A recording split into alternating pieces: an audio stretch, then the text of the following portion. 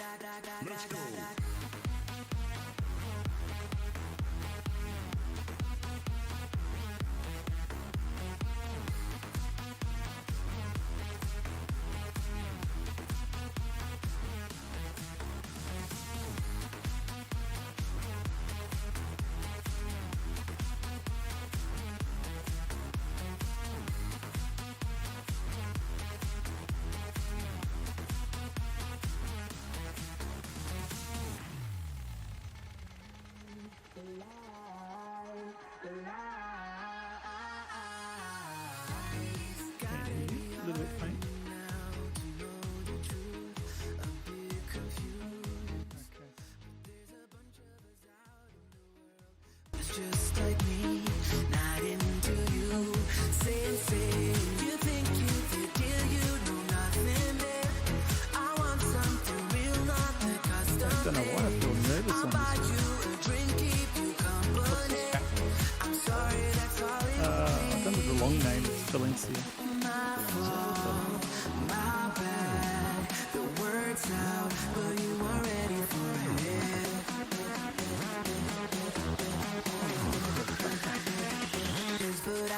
Let's go.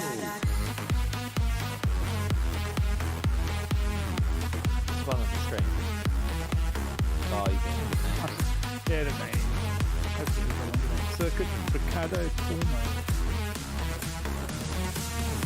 Looks like it is. This is so similar to Eastern Creek's layout. It's not funny. Doing some couple of differences, but.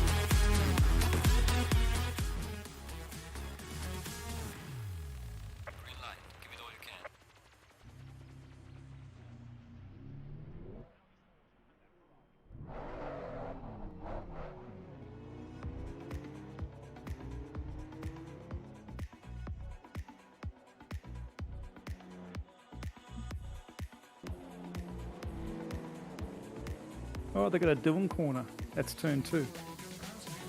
Okay. We're live on the thing, by the way. Our places are. Are we? Yeah. Oh, we're in. Hello, everybody. Welcome. No? Yes? No? They can hear us. There we go. We're in. Let's go. Excellent. Welcome, everybody, to tonight on Octane Online Racing Simrigs Sprint Series Round 4 at Valencia for Asia Pacific Thursday, Split Blue. And welcome me, which is Damiano here, and Justin Taylor's our second commentator tonight. Good evening, Justin.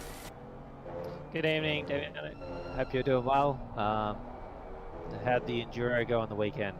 Can we talk about that? Yeah. Exciting? For you? Did you race yet? I did. Yeah. Okay. You participated at least. I did. I did a circuit walk, I think. Okay. Very good. No, I'm always loving the big events, and the Sprint Series really fills out the calendar, but those big events are quite cool. Okay. Just getting comments from YouTube saying we're really quiet. If the hamsters in the background can run a little faster for us, it'd be great. Thank you. Putting in hamster number 2. Hamster number 1 is worn out. Nah. Well, I'll talk about my awful enduro stint while the audio has a little look at. No, I did one stint. Various reasons why I got caught up on some personal matters, and some of the commentating didn't line up with the stints that my teammates were doing. So I had the one stint. Wasn't too bad. A little bit off pace, but I thought I drove okay. Not you great. Didn't bin it? I didn't bin it. Okay, that's okay. And you? You did enduro?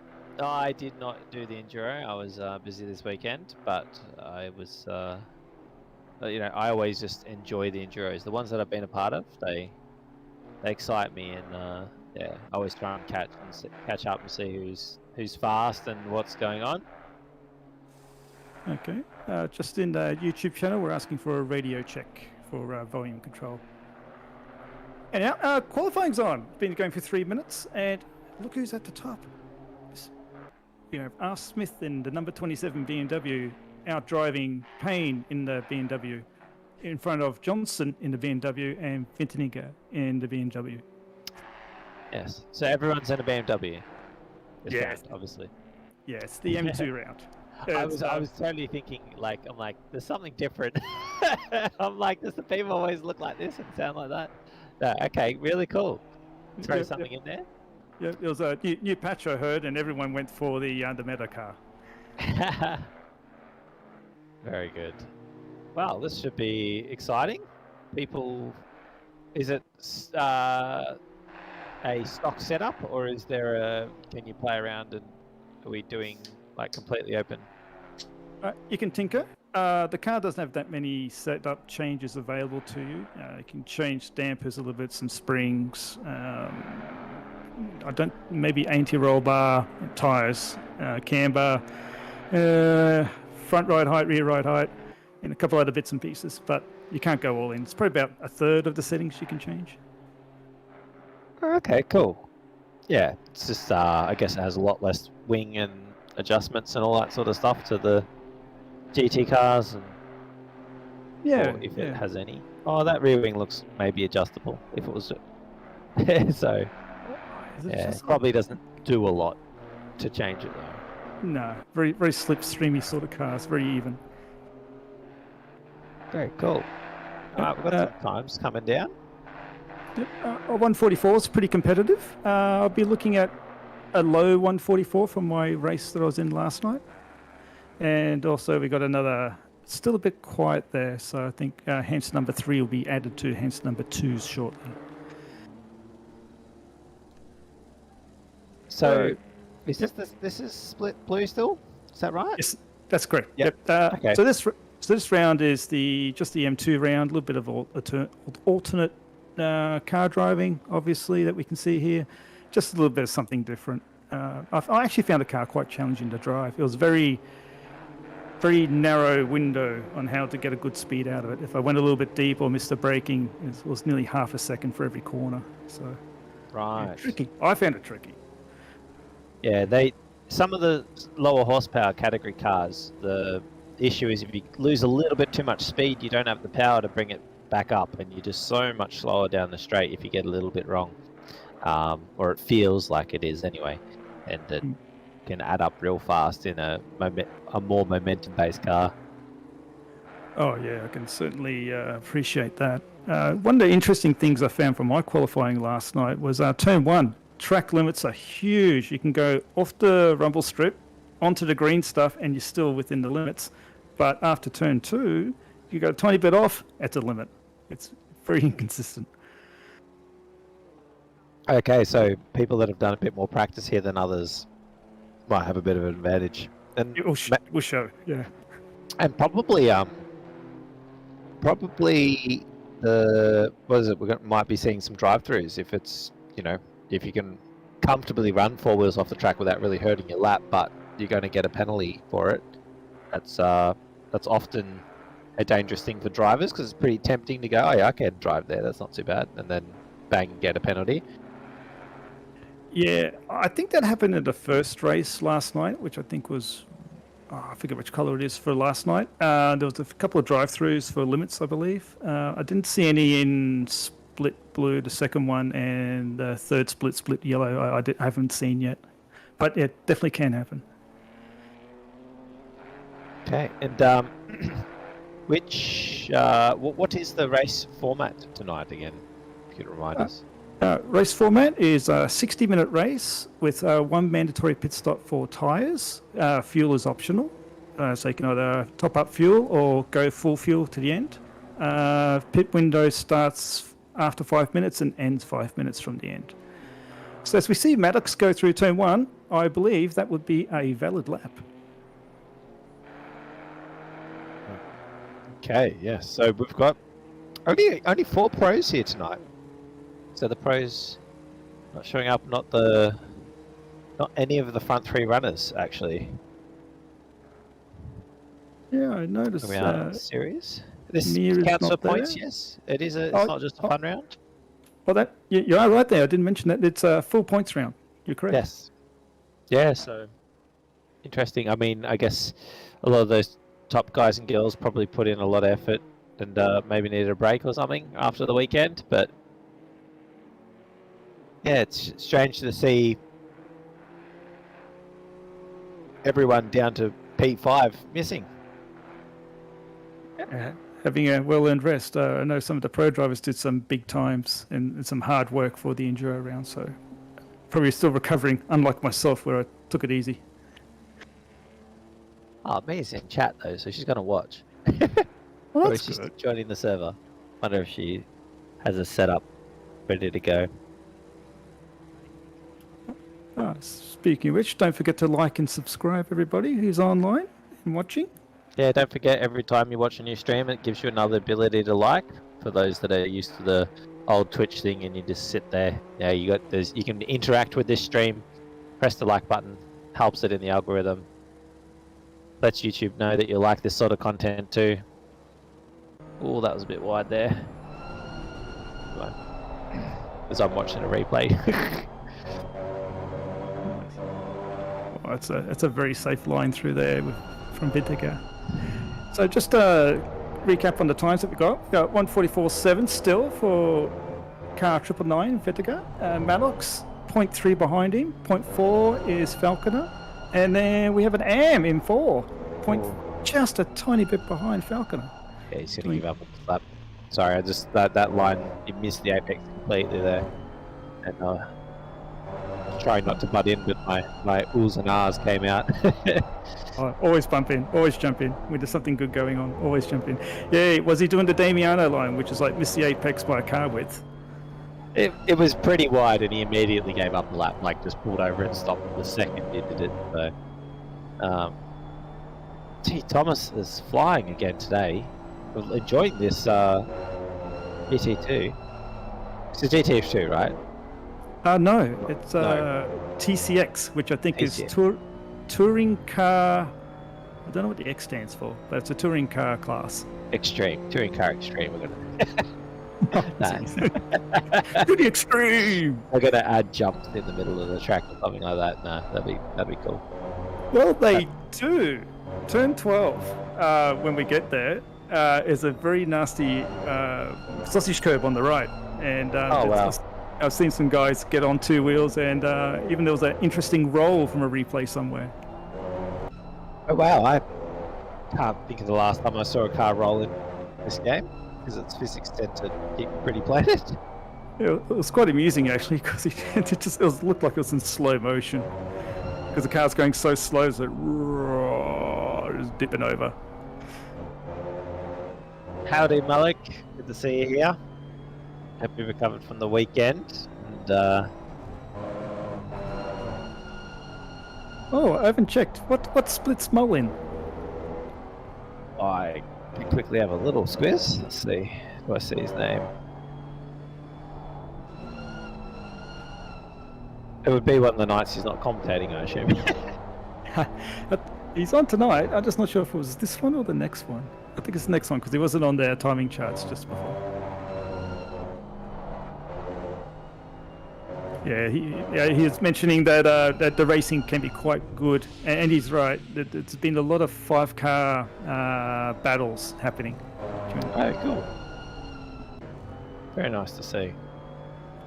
So we're coming down to the last 3 minutes of qualifying. So the drivers will have 2 or 3 laps to go. Yeah, it's gone very quick. That's like a number of our amateurs are showing up in this car, finding it a bit easier. Oh, that's a limit. It's a loss. Pushing hard. Got to push hard. Yeah. Smith jumps up a few spots. Everyone's just getting quicker and quicker. Yeah, really is one for getting your eye in. Oh, that's a line I took only 2 or 3 times last night. Good run, wow. same one. There we go. 2 turns up. Okay. Oh, a bit crossed up though, loses a 10th. Yeah, loses most of the advantage, but gaining in here, very deep on the brakes. Oh. And this is the infamous turn 12, if you look on the right, sausage curve. Yeah. Nicely missed and held some good pace through there. Yeah. Okay. I found it braking to this turn, turn 12, very tricky.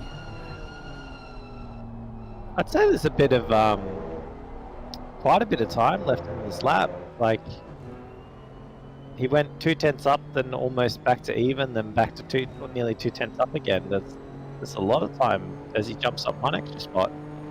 He could be on pole if he cleaned up that lap. He's not far off. It's still P3. Yeah, really well done. Look at that. Oh, he's invalidated the lap though. Got a little bit greedy. Got over a 10th up in the first turn. Yeah, he ran out of time. to do another lap. And we've got McLaws, 0.4 up. Yeah. Again, everyone just really settling into the cars. Probably most people haven't done many laps at all. Still with quite a few corners left to go on this track. 0.4 up. This is a very tidy lap.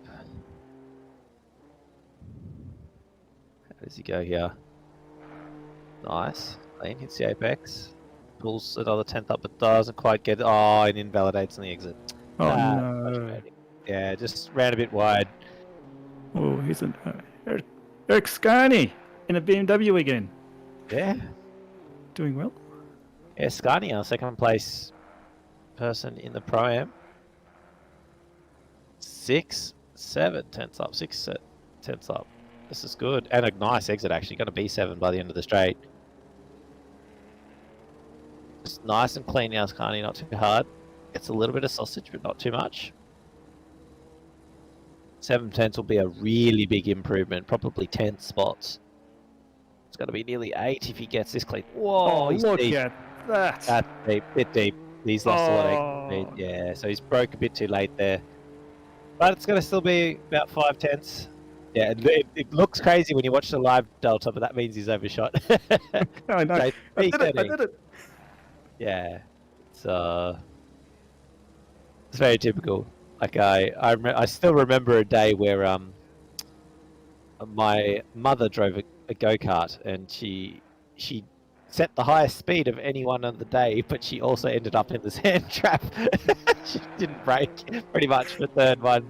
It was quite hilarious. Yeah, so it can be done if you go a bit deep. You can really catch some deltas and set some crazy splits, but it tends not to be good for the overall. Like, we've got to think about what's more important. Oh, here we go. It's about the Johnston. last few lines. Yeah, Johnston. Johnston 0.2 up on his on the last lap that he's got that is available. Clean. He's A little bit wide. Has he got anything left in the tank to? Can the car do it? Oh well, it's got to be pretty much dead even, I think. Yeah, it didn't move up a position. P9 still. Alrighty, if we could get the leaderboard up, that'd be amazing, and we can go through the drivers. Do you want to do that, Damiano? You are much better at reading than me. Suppose you like me to do the leaders or the qualifying? Qualifying. Oh, sorry, the qualifying. Let's do that, I think, because we just got that. Okay. Or maybe we can go through the leaders while we're getting... We'll go through the leaders. So after 3 rounds, we have Mia Rose leading in the overall in Pro Class, car number 909, and tonight a BMW on 325 points. Just got some messages coming through. Give me a moment. That's all right. I'll do a little shout out to Jen. Yeah, to Jen. Or is Jen Jamin? Thank you very much for the $20, $50.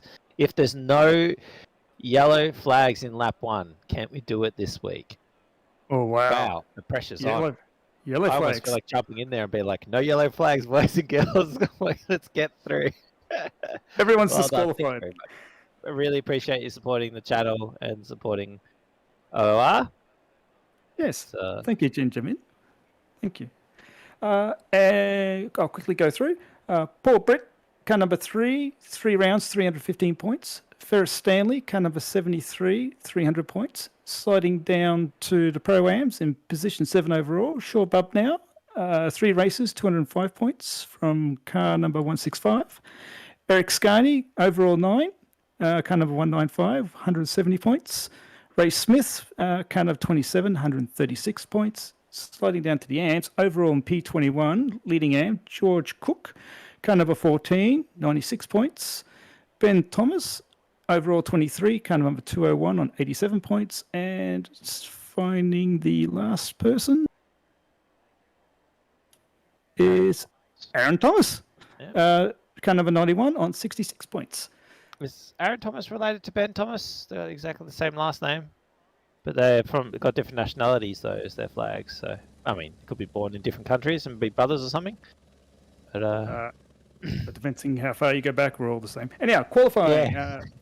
P1, Vittinger, Maddox, Paz, Falconer, Wilson, Thomas, Wararu, Conboy, and Johnston. Very good lap time by Thomas in the AM class in car number 201. The weather is slightly cloudy. Track temperature 30 degrees. Ambient is 22. No wind. Now, do you want to hear a secret about the car liveries? Okay. Yes. It's a pure overlay of your existing GT3 car on top of your M2 car with no modification. That's why some of them look so scuffed. All right. Yeah. But- There's a few that just look like they tried to do graffiti art on them, sort of thing. Some of them actually turned out really well. It's like Yeah. year 9 abstract art examination.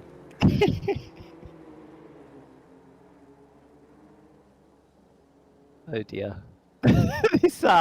This yellow with the That's good. The blue yeah car's yeah. The blue car's well.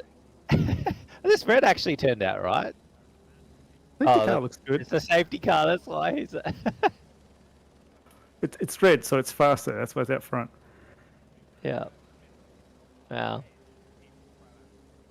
Very interesting. So what we've noticed in the start of the races, it's very manic for the first 2 or 3 corners, where you can get 3, sometimes 4 cars wide going into corners. Really sketchy. What usually happens if there's a big incident, it's mainly because the driver's missed his braking point on being under pressure, I think, and being unfamiliar with the car itself. Oh, that white car, that's brilliant. Love it. And that's where some of the big incidents have been happening. And the stewards have been very strict on heavy contact. The biggest one I saw was a stop-go 10 for just missing a braking point. So Wow. So drivers are aware of this, so they will need to be a bit more cautious and not just throw the car around.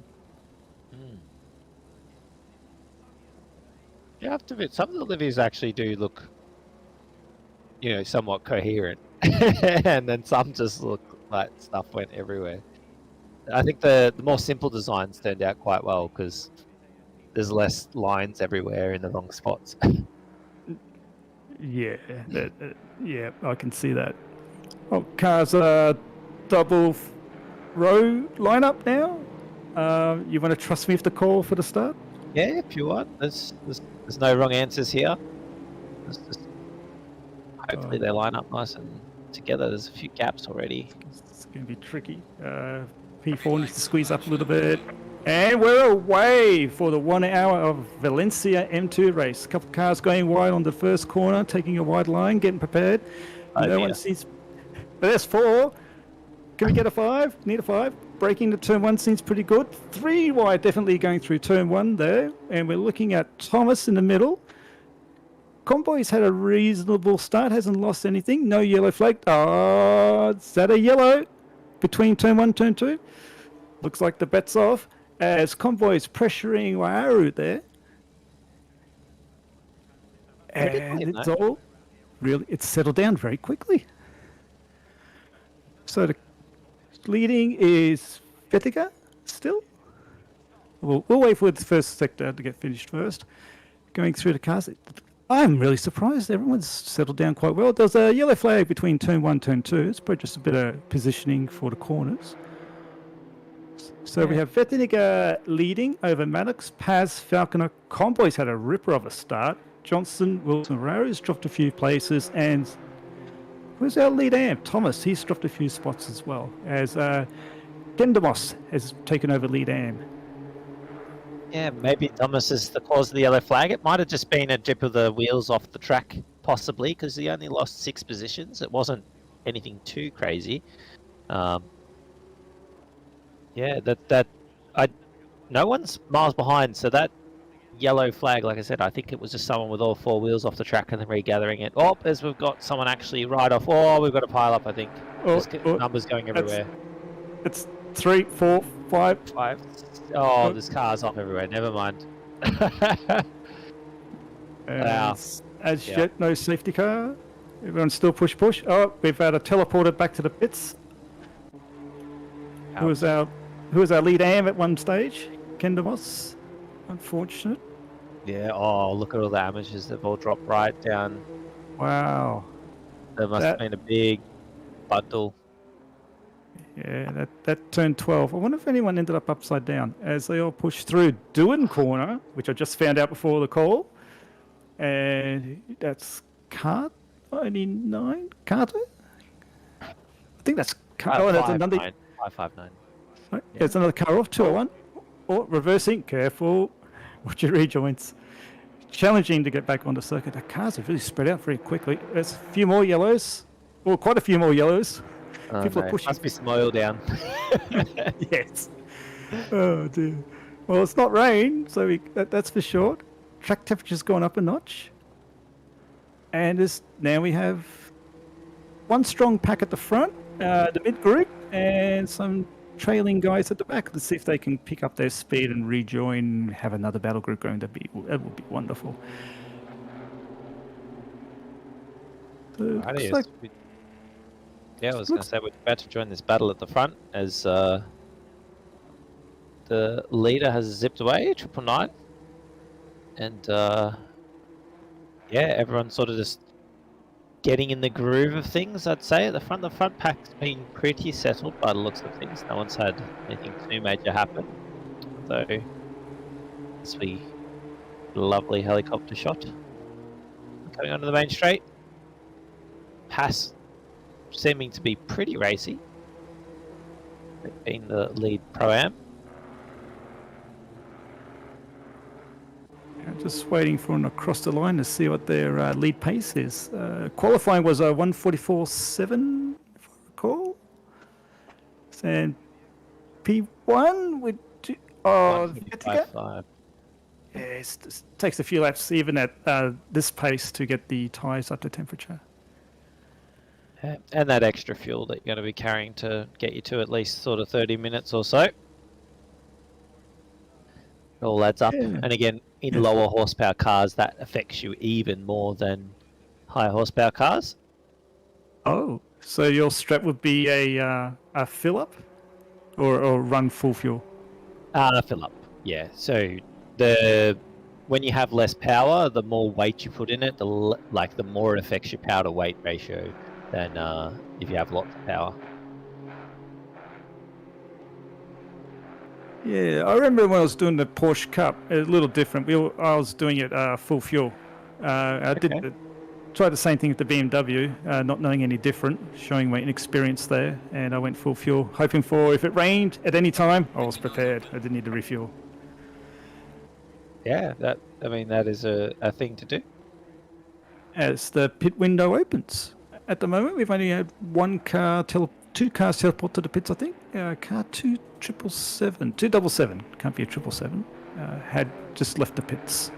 But that would be too early for a pit stop, so another one would need to be had. As another flag at turn 12 happens. Seems to be a bit of a death curb, that curb, but causing a bit of mayhem. As we see Wilson pass Warrow into turn 1. Oh, down the straight to turn 1. And Lewis was our spinner at the infamous turn 12 as he rejoins in, was that going to be 22nd place? Maybe 21. So we've got a nice little battle pack forming here with Wilson and Waru. And who else is close? Carter, as Wilson makes a move. That's Brave sticking the nose up, little touch. That's okay. A little bit of rubbing racing. It was a very aggressive sort of nose push, but that was all fair, I'd say. The other person on the outside didn't want to just let him up. You get that on those long sweeping corners. Sometimes someone can just sort of take a tighter line and sneak up alongside you just by the line they make without actually even attempting to make a pass. They can just end up alongside you and sort of force you offline a bit. Yeah, there's a few corners like that here, especially the last long sweeper right corner. It's always challenging. Yeah, because I think there's definitely a fighting line in there for the M2 for sure. Oh, that's a bit wide there. From the number 11, accidentally gives away a free position, possibly two. Oh, That's what you always like, isn't it? Overtaking for free. Yeah, it's hard to tell who's teammates and who's not, or if they're ever even classify each other as teammates in this one. Because sometimes when you race in a chassis type, people tend to work together a little bit, or they have friends, if that makes sense, that they play with them. Because the liveries are all just big mishmashes. It's sort of like, well, I guess they're all 100% solo today. I actually can't answer that question. But yes, even if you're not racing, it's with a teammate tonight, staying close to the car in front, just waiting for an opportunity for a mistake will be much easier than normal. And we have our first penalty coming through for car number 585, 15 seconds. So possibly a bit of a tap there in that first round melee. First lap.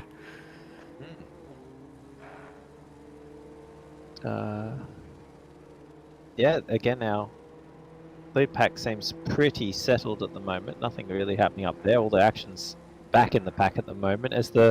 You know what, the snake's actually not spread out anymore. It's just everyone's filled out the snake, where we had a big bunch at the front, a big bunch in the middle, and then a few people spread out at the end. Now it's a pretty continuous line of spread out cars. Yes, I was doing a lot of nodding there. Yes, great commentary work, anyway. Yeah, great. Yeah, so I noticed, Johnson was slowly being dropped by the lead pack. Whereas we have Convoy, I think, has made a position. He was lap P6 on lap in the mid sectors on the first lap, and he's now moved himself up to 5th, and he's under. And he's looking here. I think this draft seems pretty good down the straight in these cars. So he's right there, showing the nose in Convoy fashion. I've noticed he does that, likes doing that. Actually runs quite right in front of him and gives up the position. Probably copped a penalty too. Not a penalty, a warning. I think, honestly, Convoy may have not got one. And Falconer never mind. Yep. Good safe rejoin there, just to give up the position. There we go. Yeah. Could have threw it back onto the track and made things really awkward, but just sort of went, nah, that's my bad. My only way back onto the track is through you, so I'll let you pass. All right. Nice. They're doing a bit of off-track letting by, these two. Oh, yes. I feel like this one's like a 3-hour mini enduro with how long it feels like some of these laps are taking. So it's a long race. It really is a long race for these cars, I found, and that it's, again, still plenty of scope for little mistakes from people. Yeah, and these couple of mistakes from these two have actually really dropped them off the front three. Front three have pulled away a bit. How many? Can't quite read that.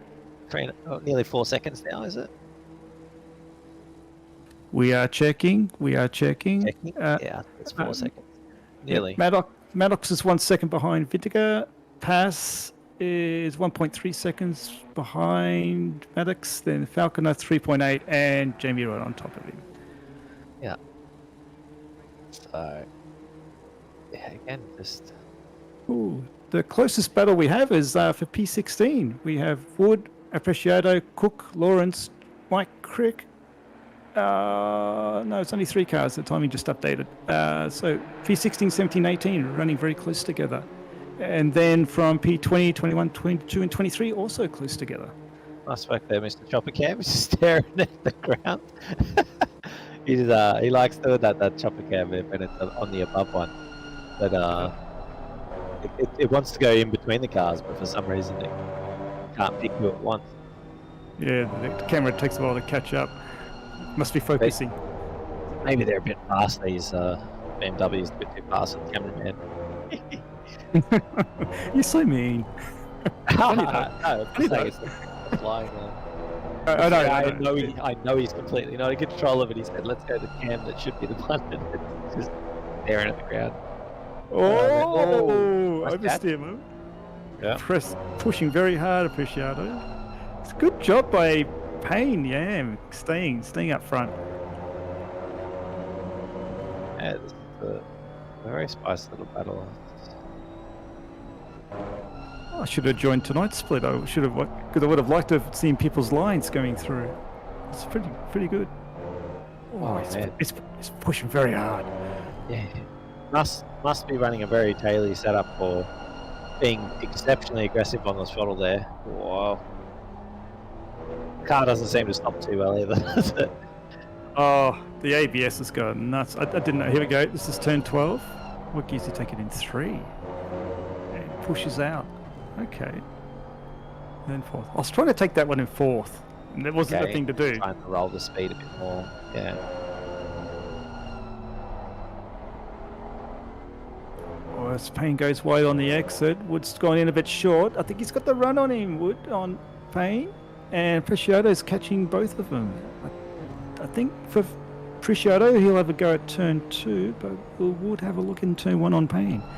Keeping it very straight, not attacking, looking for a bend. So it's an opportunity approach. No. Oh, gee. This battle is all over the place. And just quickly, our first drive-through for P25, car 277 for a collision. Oh, that's unfortunate. Must have been that that one incident that we had. Yes. This battle is now 4 people long. I think that could be a blue flag car, potentially. Oh, really? I think. We'll see if the timing changes. Maybe not. Maybe they are racing, because that's not blue flag material.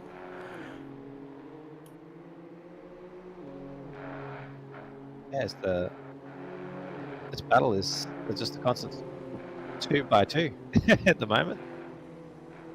Bit of shuffling around. Oh no, it's the 2 people running like. There we go. We've got a 4 wide almost. Oh, I told you, 4 wide. Yeah. I was saying this. I wasn't lying.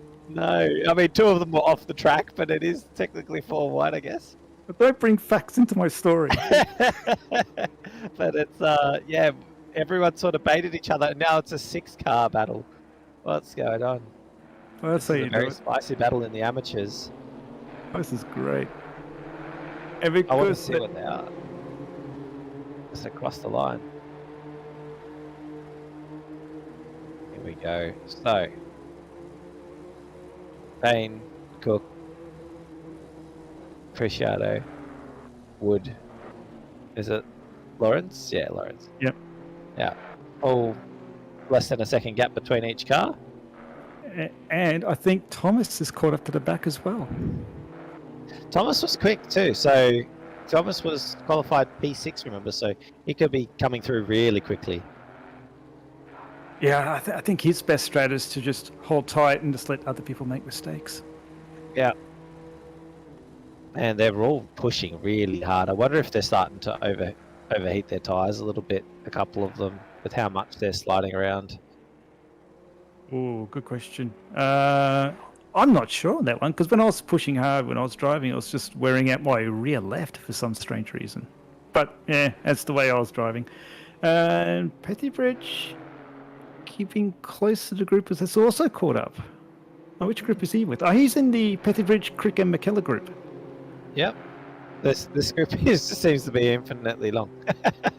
It's like it's only a little bit of a gap back to those guys there, so... Or if you have a little off, there's going to be like 6 places you could quickly lose. And it's going to be interesting with the pit stops as well. Who's going to blink first? Yeah, it's... who knows with these tyres? I assume they're a fair bit different to the GT3 tyres, so... Are they really good fresh, or they take like 2-3 laps to warm up? Do they have tyre blankets in this category? No tyre blankets. They came out stone cold. Took about 3rd lap, I think, was the good lap for me. But then that stayed for quite a while. Then my last stint was 40 minutes because I had an off. But I did my best lap as Cook and Sugden go very wide through turn 1, leading the chase there. I did my fastest lap on the second last lap of the race. All right. But I think that was just down to technique and improved braking markers. This group is what, 8 cars now? Yeah, it is slightly extended. Everyone's sort of spread out a little bit, so it's sort of calmed down a tiny bit, but it's still a big long line of cars, all with no more than the second gap again. Looks like Petherbridge picked up a drive-through as well for another incident of some sort, or potentially track limits. That was for an incident. I saw that one. Oh, just was pop it? up. Yeah. Yeah. Unfortunate. Only one driver having a full pit stop at the moment is Lewis in car 959, back in position 24. And here we go. So this battle pack's doing roughly 1 minute 48. So 4 seconds off pole, and I think the leaders are probably. Thank you. 45.9. So 46 flat for the leaders. So Pretty good pace. pretty decent pace. Yeah. Oh, P7 Johnson's going into the pits now. Car number 55. It's gone for an early one. Hopefully, That hasn't is had a quite early. crash. Yeah. Yeah, I spun off in turn 12 and found a wall somehow and did 30 seconds of damage. Oh no. Yeah, it happens. But it was fun. Don't speed. Oh, that looked pretty good. And Chad, he's taking his drive through. Yes, he had 3 laps, so you literally get the warning, and then one lap to drive, and then the next lap you must take it. Thomas goes a bit wide in turn 1. People really like running wide on turn 1. Oh yeah, the limits there. It's like Watkins Glen turn 1. There are no limits. Yeah. Yeah, so all of that road's eligible, obviously, somewhat. So we've got one falling back through the pack pretty quick, Jones. Ooh, a couple more penalties in the front runners. Eric Skaney's getting 10 seconds. Is that where it's stopping? Is it still counting up? 10 seconds, and Waru for 15 for some contact. I didn't see what lap it was, though. Yeah, Wairu's had it for a while, I think. That was the first penalty that popped up at the race. But it hasn't pitted to clear that, though, yet. So No, not as yet. And still 40 minutes to go. No wind change. Track still optimum. A slightly cloudy day, and no temperature change from 22 ambient and 30 track.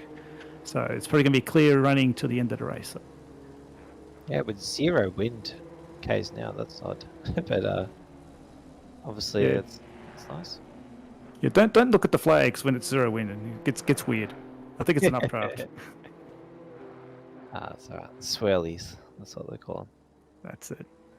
So going down the main straight, we got car number 14. Yeah, so car number 14 in position 14. That's Cook leading his little battle pack. Doing very well there. Oof. That Getting should be wide out. at least a warning. That's Yeah. quite wide. That was off the AstroTurf, surely. So this battle pack seems to have calmed down now a little bit, mostly. So just noticing Thomas, car number 201, who's qualified quite high, has made an early pit stop. So we'll see if he can jump the pack. Sorry, yep. Yeah, I know there's a bit of a lurch there. Big lurch. But pulled out. Ended up costing quite a bit of time there for Lawrence. Yeah, what's that, half a second? I'd say so. It was Crick actually on Lawrence, wasn't it? Because we're watching. Lawrence, yes. Yeah. So Lawrence would be the maroon and yellow, where Crick is the predominantly black. Yeah. Yeah, you gotta. It's hard when you're always gone deep. Oh, you could get a better run out on the last corner. Yeah. All right, So- now I know for sure. Sorry, Wilson getting a 15-second penalty in P8. Wow, a whole bunch of them up there all got the penalties all together. Bumping Yep. into each other, maybe. I think so. They're only a few seconds apart and racing on top of each other a little bit. So you got Waru's about half a second behind Skaney, and Wilson's 1.5 seconds behind Waru. So yeah, maybe a little bit of contact there, and a big tap will put you back a few seconds for sure. Okay, I was about to ask where's the leader, and there's the leader. So leader's got about half a lap on the grid, you'd say, for the main grid. Yeah, they're definitely stretching out. They seem to be about half a second to a second a lap faster at the moment, really pushing away. Would it be alright if we rode on board with Maddox? I'd love to just sort of watch these two, the fastest two in the field, do some Oh, look at that. some laps. Yeah. There we go. Very He's smooth. He's driving so fast, his visor's fogged up.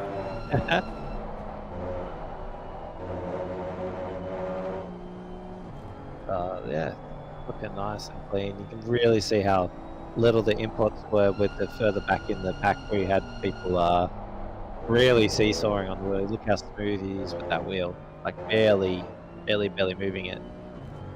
Quite important in low horsepower classes to be very smooth. Yeah. So as you're saying, it takes the car a lot more effort to get back at the speed from a little mistake. That's right. Wow, really pushing that. Obviously that's okay. So 2 wheels on the green, which I think I saw Mia actually saying in chat before. As long as 2 wheels are on the green on that turn 1, that was okay. So Wow. feels wide. But That's a little bit oversteer moment. yeah, just a little one.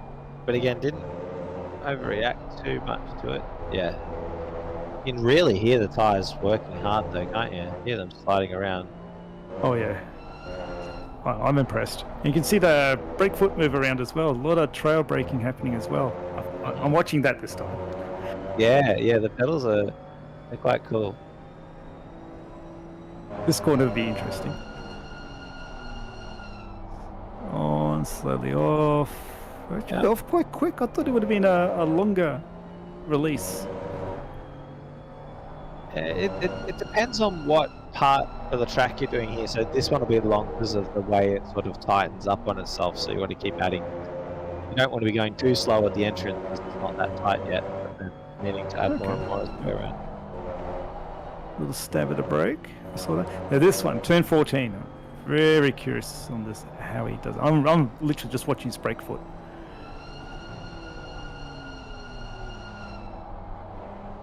Yeah, nice long release. Oh wow. Very different to how I was doing it. And that's why he's leading. Cool. We'll see what time he does as he crosses the line. And it's 5.8, is that? I believe. Yeah, 45.8. A little bit down on the best time by 0.7 of a second. Must have been a bit of a feels that's why. That is definitely why that's a mistake there. Look at this closing up now. That was big. I'd say that was a half a second gap closer. I'd say. Yeah. 1.2 was before. It's probably going to be about 0.7 or so now. We'll have to wait for one more corner. That's it. Yep, right on the money. 5 tenths. Wow, it's literally like you know what you're talking about. Yeah, I've just seen that sort of thing and gap a million times before. So yeah, it feels like you just get the feel for it, what that looks like, what that feels like. That's a 5/10 mistake there. So you know, it's. I was doing one a bit different. Every time I missed the apex on the first 4 corners, went half second, 1 second, 1.5, 2. Yep, sure enough. Oh, and he's run right again actually there. Guys, we actually got Convoy's got some serious pace. It caught right up to pass. So coming from 10th all the way up to 4th and now battling for 3rd. This is cool. 3:10. And he's running at the same pace as the Vertigo and Maddox, for sure. Right, so maybe just not getting it together in qualifying, or only just starting to get comfortable with the car now. Probably all that. See how he catches up. See the different lines going to turn 1? Turn 14? Should favour Convoy, but I want to see how good this draft is. Does it really pull him along? Oh gee, he shows his nose. What's he doing? I've always, like every time I've commentated him, the line, the swinging left and right, he does it so aggressively. Yeah, there's pit exit there, but it's hopefully not too distracting. I think you got to be careful when you turn your wheel that much because you're costing yourself a fair bit of time. A little bit deep there from Convoy, but not too bad. Falconer pits from P5, nearly on the half-hour mark. Yeah, I'd love to have a chat with him about it and just be like, hey, just when you do your weave across, just don't turn so aggressively, because when you turn aggressively like that, you tend to scrub a bit of speed off. So any momentum, like if you add them all together, it equals 1/10 in the lap or something. You know, like it's not that big a deal. As we're starting to get some of the front runners pitting now, actually too. We just had Falconer. Right? Falconer, yeah. He pitted from P5. P5, yeah. Riz right about that 30-minute mark, so maybe, or JC. Yeah, Pass seems to be struggling, I think. Tyres aren't in the window right now. And also, Pass is our leading Pro-Am, and JC is a Pro as well. So Pass doing very well to be up there. And by rights as well, he's earned that position. Oh, definitely. Here we go. Wow. JC is very close to the up. Can he keep it? Oh, in the pits. He's going to follow. Okay. He's going to try and jump him. Oh, he's going to... Sneaky. Can do it. He was going slow. He was going a bit slow, a bit early, and because of video game world, we can overlap and go through each other and stuff. And that was an excellent example. I'm glad I saw that, because JC drove through the back of Pass, his car in the pit lane without contact. So the cars are ghosted in the pit lane. On the pit lane entrance, no. But once you're in the pit lane, yes. Good to know. Interesting. So I wonder where they come out after this stop. JC stopped very cleanly too. Yeah. I know he's very aggressive in the pit entrances. He nearly drove into the back of me at Silverstone one time, from a long way back. Oh wow! Okay. He made it.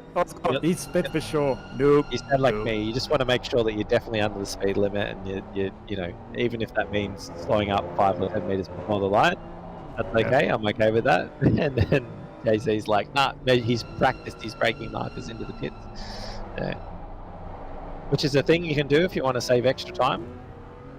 Here we on go. the exit. Did JC if I know?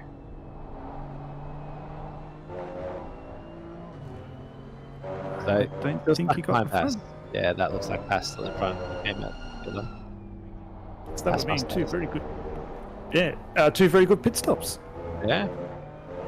And Vettiger pits. He was from which position? Vettiger? Wasn't Vettiger the leader? Yeah, he's in P17 now. No. Two Vettigers. Oh, confused. Oh no. Oh yeah, J Vettiger. And A Vettiger. Oh, at least it's not confusing. Right, Yes. okay, And yeah. yeah, we got Payne with at the front as well. We got Waru and Carter pitting at the same time, and we had Payne with 10 seconds here, so probably a bit of contact in the battle here.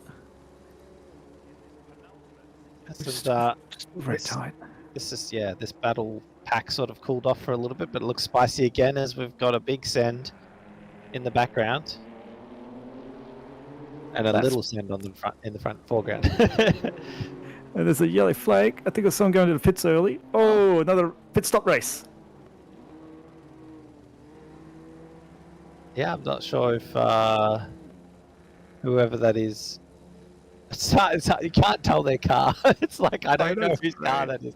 Just spent the last 3 weeks learning people's cars, and they look so different now. So the BMW. Oh, the number Yeah. P14 is pitted. Actually, they're all coming in now. It was McKellar and Payne coming in. I think Payne was the second car. There was definitely someone entering the pits from the gravel though there. So Yeah, I'm not sure who that was. Might have been Payne because he was behind, in front of McKellar, but now behind, going in. So our leader, 999, is now in P8 after his pit stop. Only cars that have pitted in front. Okay. Got a pretty decent gap behind him. And Crick has moved up from position 18 to 7, so there's 10 people roughly have pitted in front. So Figure is where am I going? Where am I going with this? Help me! Help me! Throw me a bone. There's a few. There's 3 people with penalties, so there's a good chance that he might have gained a position or 2 as someone runs wide there. Not sure who that was. Maddox pit. Maddox pit. So our We got to watch him come second out place, to yeah. 999. We'll see if his extra lap has boosted him ahead. I'd say the extra lap's going to put him in front, but can he, like, he's now on colder tyres, so can Vedika stay ahead? Here we go. Yeah, I think the overcut's the way to go. Yeah, with the warmer tyres, here we go. Up to speed. Is that the leader? I don't think that was. No. It was white, wasn't it? Yeah. Short-term memory loss says yes. There we go. Oh yeah, 999's right behind on the track map. Oh, the cold tyres. Don't get sucked into making a mistake. Oh, it's all too easy. Easy to miss the braking marker. And then lock it up with the loss of traction. That's so. So yeah, the overcut has worked. It's about half a second to a second gap there.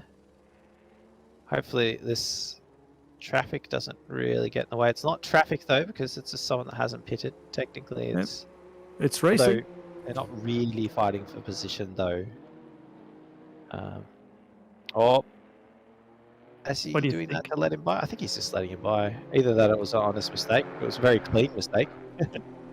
It's hard to tell on that corner because it's it's letting by. Yeah, he's just letting by. Yeah, doesn't want to get in the way of the actual leaders. Realizes he'll probably waste more time trying to battle them, because when you're doing like something like an extra long run or something, you don't want to throw yourself into a battle with people that you're not technically racing, because you still have to do that pit stop.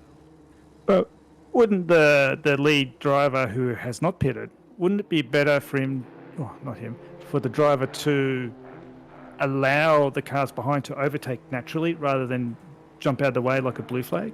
You'd lose less time. Right. Yeah, you don't want to lose too much time, but some people want to just make sure that they get out of the way so that I don't know how to describe it other than like, yeah, you want to let them try and naturally get past without making them send a bomb or something on you. You don't want a dive bomb to come out on you.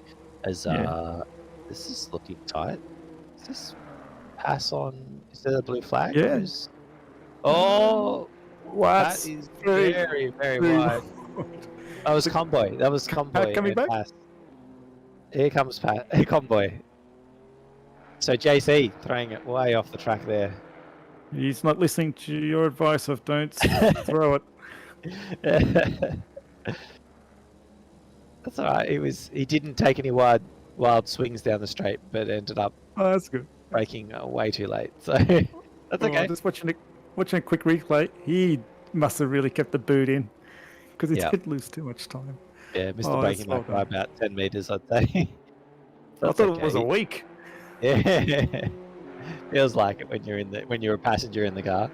That's for sure. I remember when I lost it. The car just wouldn't stop. I'm on the brakes, it's just like not slowing down. Oh, these cars do have some momentum. Sugden, our leader, not pitted yet, and the gap is roughly 13 seconds. So let's see where he can come out at. That might put him in a pretty good position. There's those penalties all sorted themselves out, and they're all ended back about 3 or 4 positions.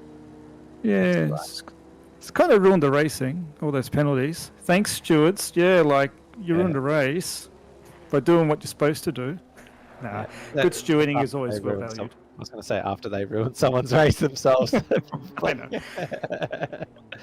Like I hear my chats go off now. It's like it's self-inflicted. The pineapple car. Who's the pineapple livery again? I can't remember. Oh, they're not racing this weekend. Surely you would be able to tell, but I can't. I haven't seen a pineapple. No. Leader pits, Sugden. So see where he comes out. So they'll move Convoy and Falconer up a spot. Yeah, I'm just trying to remember the positioning before the pit stops. I think it's roughly same old, except for Jamie taking the long corner. Oh, there's a car behind the car. Yeah, I was going to say, there's a nice shot of the mirror right up the backer. These BMW drivers, I tell you, so stereotypical. Exactly what I was thinking too. I'm just like, oh, this is like being stuck in traffic. Got a BMW driver right up behind me. Oh, pushing hard. Is that turn? That's turn 12. Yeah, infamous. This will be. It'll be good to see it going into turn 14 here.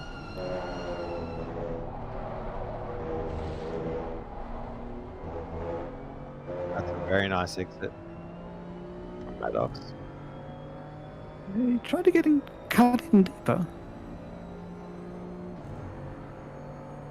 That's a quick time. Ooh, 45.2. Yeah. Both drivers pushing hard here, obviously. Vertica's best time was a 44.4, I think it was. It came up a bit too quick for me to see it, but it was definitely a 44. Oh, okay. That was the That's like time they have done. Yeah, that was like a poly time. Yeah, well. Yeah, 44.5 they've done previously, so yeah, that must have been one of the in-laps or out-laps. Wow. Stonking that. So we got Paz leading Pro-Am, with Falconer second in Pro-Am in positions 3 and 4 overall. The leader is Maddox and Whittaker. They swap positions over pit strategy. And our leading AM is in overall P13, Cook in car number 14. And his next competitor is Mr. Mike Crick, position 19, car 87. And Thomas in P20, chasing Crick down, 4 seconds behind him. So we've got a battle for the podium here with Pass and Falconer and Convoy. I think that's going to be the battle of the race. And also P1 and P2. And that's my really 20-minute summary. Yeah, we've definitely got some really good racing ahead.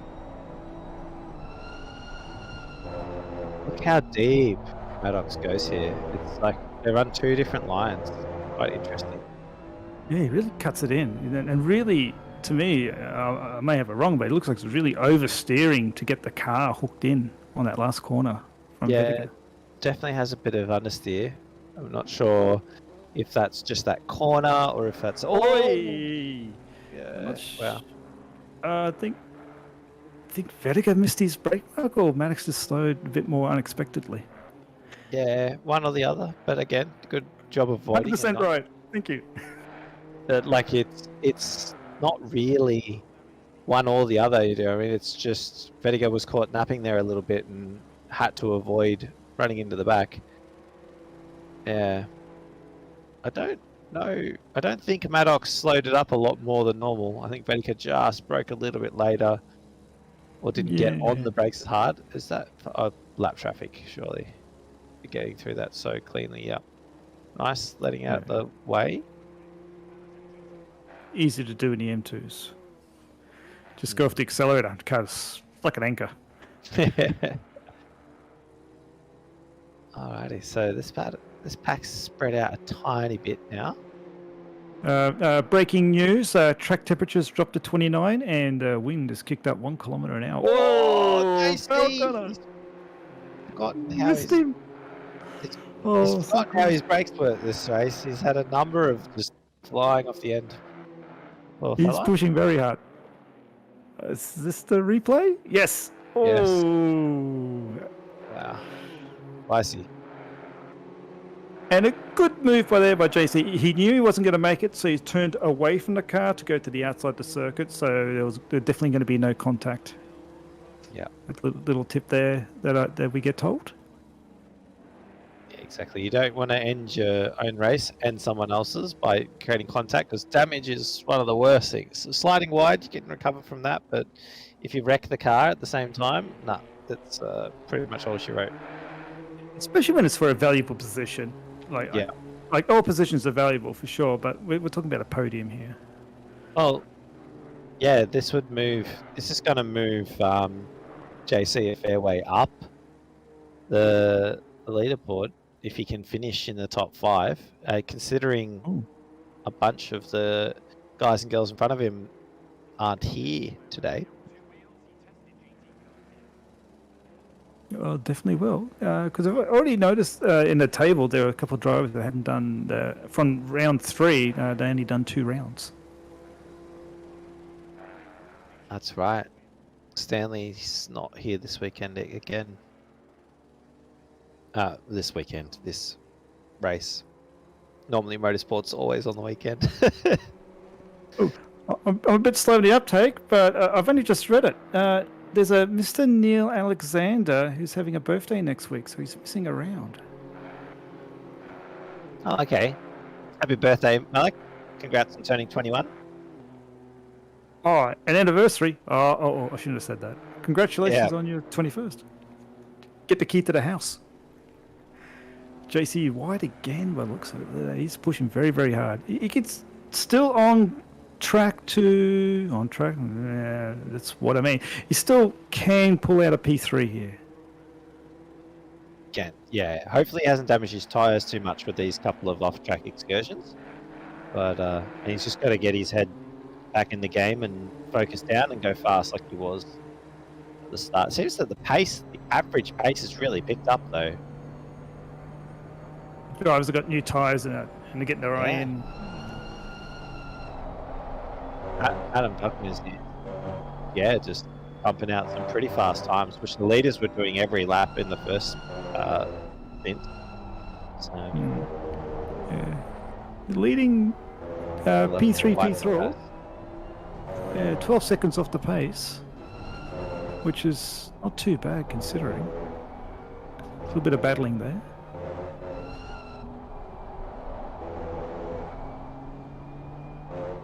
I'm just trying to out of here.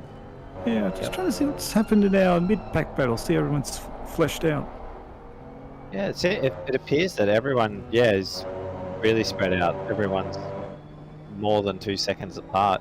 There's a couple of 1.5s and they're 1.9, but 7 seconds, 3 seconds, 5 seconds. Yeah, got a bit deep there. Oh, kept it going. Noticing in P20, Thomas, our previous lead AM, I would have thought he would have been further higher up than that. Maybe a little off. Because he's not too close behind Crick, so something hasn't gone right for him after the pit stops. Yeah, I thought he would have started coming through a bit because he definitely, with the P6 pace of qualifying. Yeah. But yeah, maybe a bit of a flash in the pan for a lap time and not too consistent. So that comes with time, comes with laps. Yeah. You only get better by practicing and by doing it. That's right. So Takana varying quite a lot this lap, was 9/10 behind, then was all the way up to 0.5 and then back to 0.7 now. So both these drivers obviously driving right at their limit and trying not to. Oh, that's got to be close to a warning. Got to be close. Actually didn't hit the close wall. to time. Yeah. I think it lost Just looking- a tiny bit of time. Good. Yes. Yeah, he looks a little bit further back. Yeah, just look at the low single-digit drivers. A couple of done. Garney's moved up a little bit. Boxall's moved up a bit. I think Carter's moved up a little bit as well. I think some of the losers were Raru, Wilson. That's moved down, and Thomas had moved down from the start. So I think the top 10 have actually had very good races. Unfortunately, maybe not Jay Pettico and Car 999, who was actually leading the race. Still within striking distance of 1.6 seconds with 13 laps to go, which would be about 7 laps. So still plenty of time left. Yeah, 1.6 seconds is very doable with this much time left, but it's all going to come down to how well his tyres hang on and how well can he drive, or if there's some lap traffic might come into play, possibly. Yeah. They've got a s- nice gap on the rest of the field, though. Oh, yeah, don't relax too much. Yeah. Speaking of relaxing, Sugden's got a drive-through. Not sure if it's for limits, but I haven't seen any warnings come up, so it could be for limits. Yeah, I'd say it tends to happen limits towards the end of the race, especially with all this beautiful run-off road. People sometimes get a little bit greedy how much they let the car run over them. Well, it's going. Well, here we go, side by side. Scotty on Carter into turn 1. Scotty's got the advantage being on the inside, but Carter's got the advantage of having the extra long runoff. Both drivers keep it well in. As they head into turn 2 to Doon Corner, bit of space there, and maybe another lap for a catch up and a redo. Yeah, it appears to be like a weirdly easy but hard track to pass on. Like most of the passes seem to come from someone just running a little bit wide into some of these extremely long corners, and then someone just driving on the racing line past them. And turn 1 seems to be the easiest spot to actually put a move on because of the long straight. Yeah, I found this one, the hairpin that they're coming up to can be a little bit dicey, but doable. It depends on how good a run you get out. Well, Scotty pushing hard through it. Like I was saying, it depends how good a run you get. Yeah, definitely. There seems to be multiple lines that you can take. Oh, this is wide again by Carter. Yeah, he's just going to give up position. Yep. Yep. Exactly as you said. It's a race of mental toughness. It's almost like Monaco, but without the walls and faster. Very true. Falconer's trying to close this gap again. Convoy's closed the back of Falconer by only 0.3, so you might be done now. Yeah, he left a very quick pace. He's sort of slowed off a bit. He's doing, is that a 6 flat? Is that what he did? Yeah, it looks like a 6 flat. And the guys in front did a 6.5 last lap, so he's pulling them in. But if he can do mid 5s, like he showed earlier in the race, I think he can catch right up. Oh, definitely. 5 laps to go. Was that 2.5 seconds? Or he'd be in striking distance on the finishing line. Wait, are these guys swapped again? No, they haven't. No, that's Scotty got the move done by mistake by Carter. Wara is on the back of Carter. Is that Boxall catching up? I think so. It looks like 3 cars in a row. That's 4. If you don't take the big gap. Yeah, I think... No, it's 4. No, it's 0.61, 0.2. Yeah, that's 4. Yeah, Scani has pulled away a little bit, but not too much. Let's see if Carter can get this corner this time. There we go. That's the line. It must be hard to pick your brake marker there because a lot of people are running wide there. And I also found, for me anyhow, braking on the curbs in these cars really not so much upsets it, but the braking really doesn't, it loses performance in the braking on the curbs. So you really got to aim to brake on just on the track. Is it sort of like a super aggressive ABS and it just releases the brake on you? Is that sort of what's happening there, or? Yeah. Oh, here's a move here from Wara on Carter. It's got a good run out the last corner. Got a bit of a slipstream going. Having a little look on the inside. Backs out. No, he's having a look. A bit deeper on the brakes. He's going to go wide. I say that's limit still. Entitled to be on the track. Oh no! Yes, Boxall, no! Well, Boxall realised broke way too late and ended up taking out. So hard. Yeah. Oh, poor guy. Yeah. He did his best to try and avoid, but yeah, just braking a bit too late. Got a bit excited, trying to go in there. Or picked it, or used the same reference but the wrong angle. Yeah. Yeah, sometimes you So- got to realize that if two people are side by side, sometimes they're going to slow up a little bit more uh, than what you expect. But that's all right. They'll probably get a small little penalty for that. Nothing too harsh, so I don't think, because it didn't. Oh, It's cost the spot and a little bit of damage, but it could have been a lot worse. Nose to tail always looks 100 times worse. So yeah. Rude. Well, we'll find out. I don't think there's been too many penalties coming through, so it should be pretty soon by the stewards. Definitely penalty. How much? I'm not sure. I'm going to do a lottery and say 15 seconds. yeah, it'll be a 15er, I think, because it was pretty bad. It could have been race ending, for sure. Oh, very true. Yeah, you could see the driver trying to dive in on the inside to try and miss as much as possible. Yeah, and I think Carter did a good job opening up the wheel too, so he didn't get directly deboned. It seemed that he sort of saw it coming and sort of turned away from it. Drive through for car? No, drive through. Stuart's very Wow. strict. Yep. Okay, righto. I will fair say, consistent. Yeah. Has been very consistent. They probably said they're going to be extra harsh on it this weekend, or, well, that's their ruling.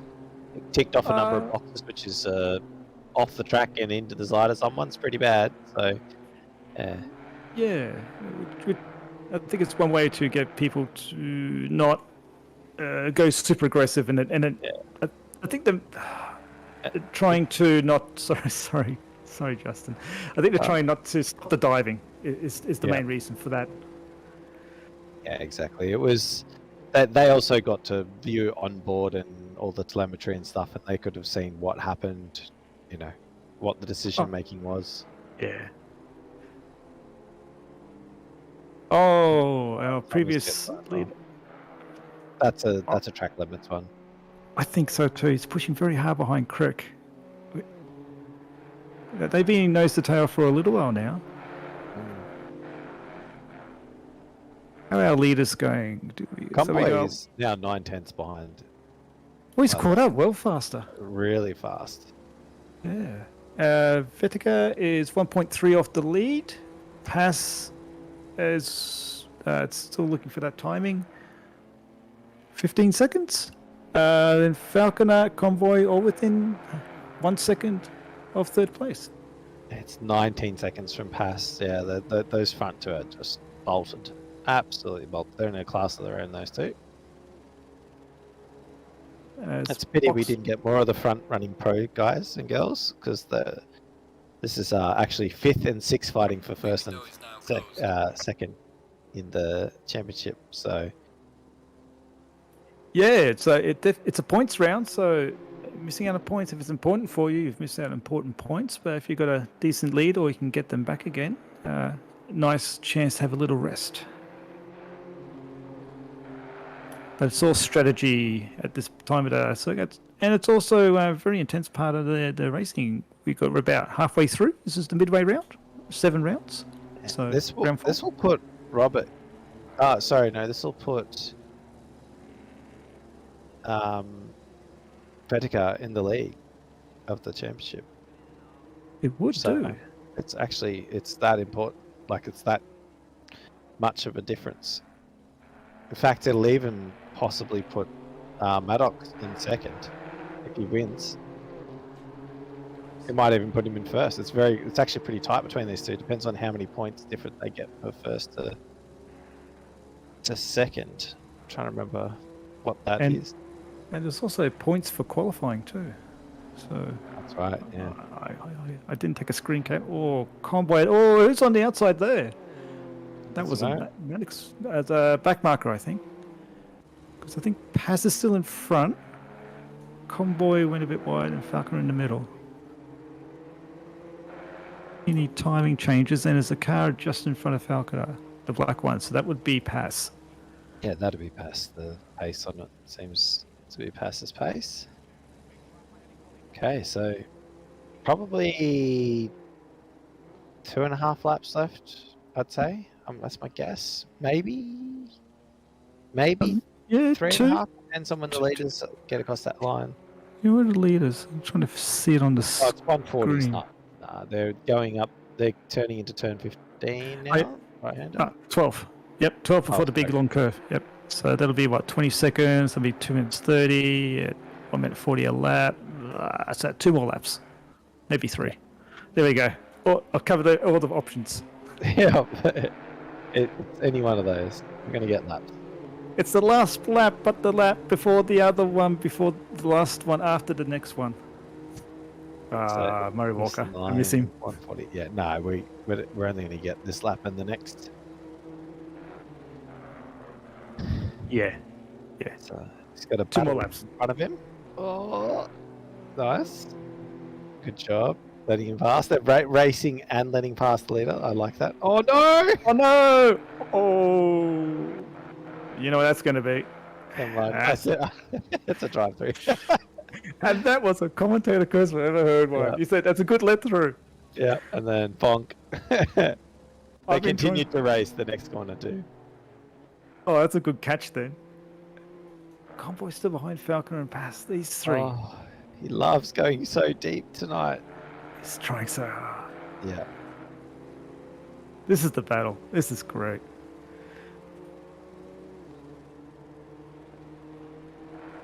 Yeah, that is a paddling. Graham Hill, that definitely was a paddling. All right, so this is the battle to be on, I think, for the rest of the race. Oh, Jamie's so close. I know. I hope he doesn't get caught out. Pass is defending already. Look at him weaving. Why is he weaving? Has he got cold tires or something? I was about to say the same thing. Is he got cold tires? Because if you get no one's really done good running on these cars, so they know what the pressures are. And would you put a lot of effort into practicing? I guess Surely after the first pit, though, like he figured it out. Do you know what I mean? Like you adjust the tire pressures for that, or maybe you went too far the other way. I don't know. Yeah. I think he's just doing it just to get in his head, get in the rhythm. He's got his child on his lap, rocking him to sleep or something. That's it. You need 2 hands to open a beer, right? Yeah. Not that I condone this. Like, opening a can of fizzy drink. I can one hand open. I'm pretty good at that. I did that with a Coke bottle when I was driving once. Yeah, I squeezed it, didn't I? Oh yeah.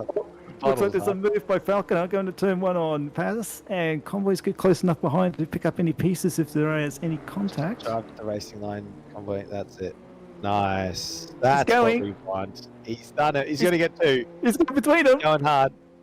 Oh, he's broken late too. This is good. Do it. He's got it. Can he keep it around? No. No. It's alright. He's got a spot. It's the last lap. Still time. Are we going to see any big sends? Oh, it's not. Oh. Close. Like he can close this gap up. Jason would be very happy if he can get this. Oh, this is a view we want to see. Thank you. Yeah. This is tight. Where are the leaders? Leaders are coming into turn 12 shortly. Nice. Oh, gee, they're all breaking really nicely there. Big push. I think it'd still be a dive in the last corner though. For sure. There's still a couple opportunities left. That's our Here we go. leader comes across the line. Maddox, well done. The leader has finished the race. So, Very happy with that. as Better we're go back in the P2. battle. Yeah, this looks like it's all over. Wait, yeah, JC's One last time. drop back a bit. Oh. Pass has gone a bit wide. Oh no, there's a run Wait, so this, from behind. I think. Has he? Could he? Is it? Not quite. It's. Oh, No, very, big very fella. close. All Well, right. John. Well, John. Well done to Pass and finishing on the podium. Convoy and Falconer. Johnson coming to the line in P6.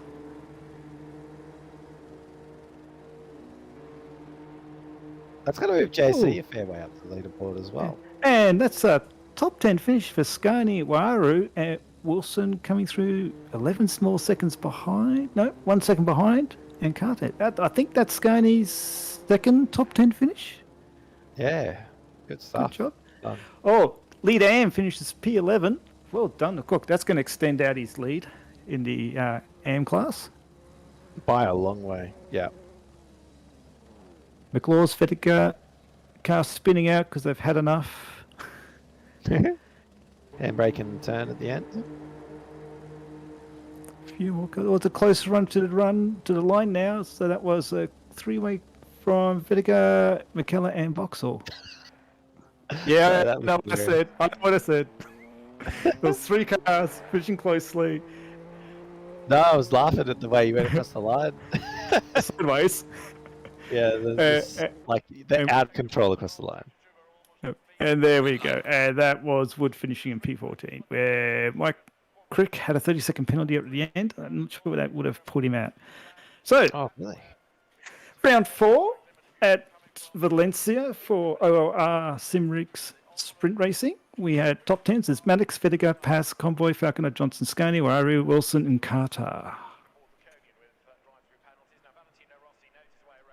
Pro-Am, we have Pass, mentioned twice, Falconer twice, Johnson, Scone, Waru, Carter, McLaws, Fettiger, and McKellar, and Vauxhall. Still finishing P10, Vauxhall. Good job. The AMs, Cook, Payne, Lawrence, Thomas, Crick, and Kedamos. Good job, guys. Well done, everyone. Thank you. And yeah, good call, guys. Close racing, much the same as what we saw last night. Some very, very tight racing. I'm looking forward to Split Red and seeing how the boss goes. Oh, yes. Ooh. I'm going to start for now. I do enjoy watching Malik race and also racing with him. It's good fun. He always seems to put me in his split when I race. I thought you were going to say the wall. No. We've had really good battles actually. A couple of times we've been near each other. So Oh, good. We're going to switch over. It's going to take me a minute to do that. So I shall say goodbye to you, and we'll be back very, very shortly. Alrighty, see you, chat. Thank you very much, everyone. Yes, thank you, chat. Thank you, Justin. And thank you, Glenn. You did a really good job tonight, mate. Job well Fantastic. We'll get there. We'll get there. Oh, You are when I was already saying the there. chopper, by the way, that was definitely not you. That's the chopper of the camera. Every time it came out of that corner, it just pointed at the Shocker, wasn't pavement. it? Yeah. Yeah, It's a terrible. that's all right. Anyway. He's like pilots. Unbelievable. To let BMW drivers. Anyhow, that's it. Thank you, guys. I'm out. Have a great night.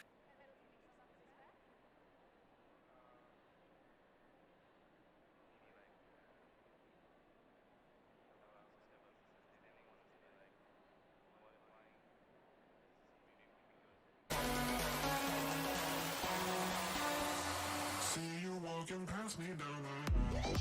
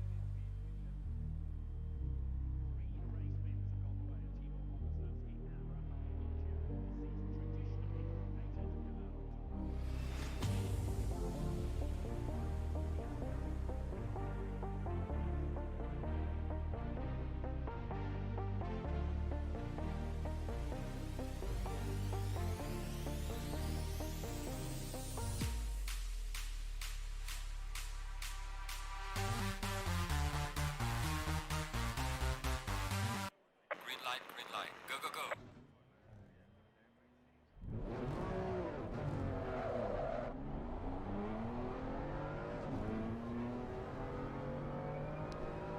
We're going straight into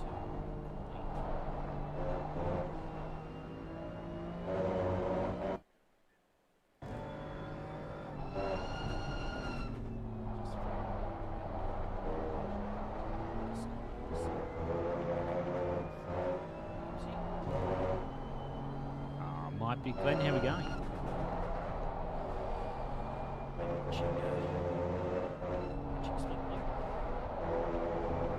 Caught parts of it just being in and out a bit, doing things, but great racing.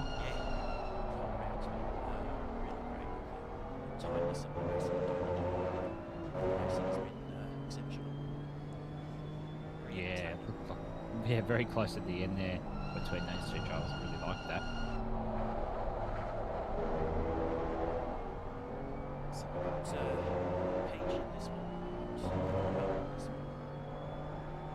I'd like to see your screen so I know who we've got in there. Nope. Okay. Just press some magical buttons.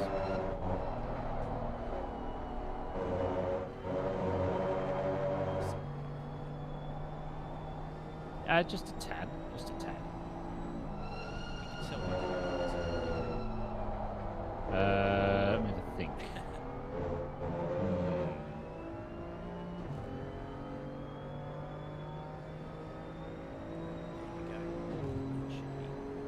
He's JP on that.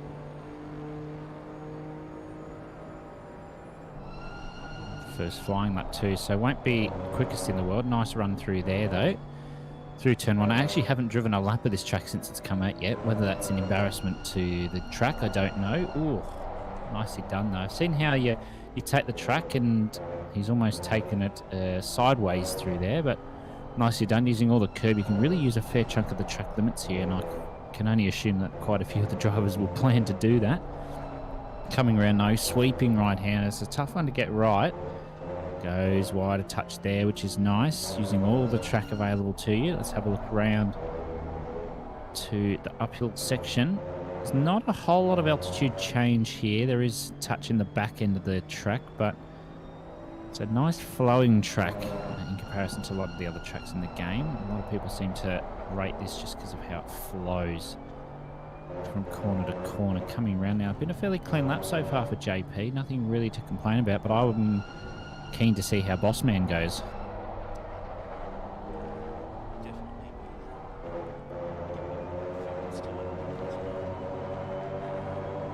Oh, look at the curb. Yes.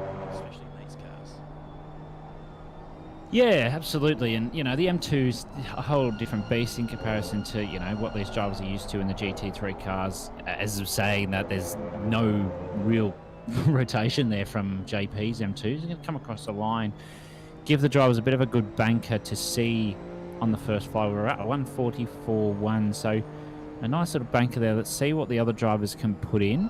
Pat Oliver's just under 2 seconds off of that, so he'll be looking to improve. Bossman's even further off that.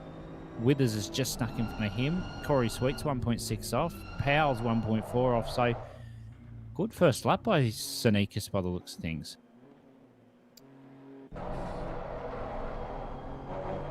Oh, as Matt Powell goes wide.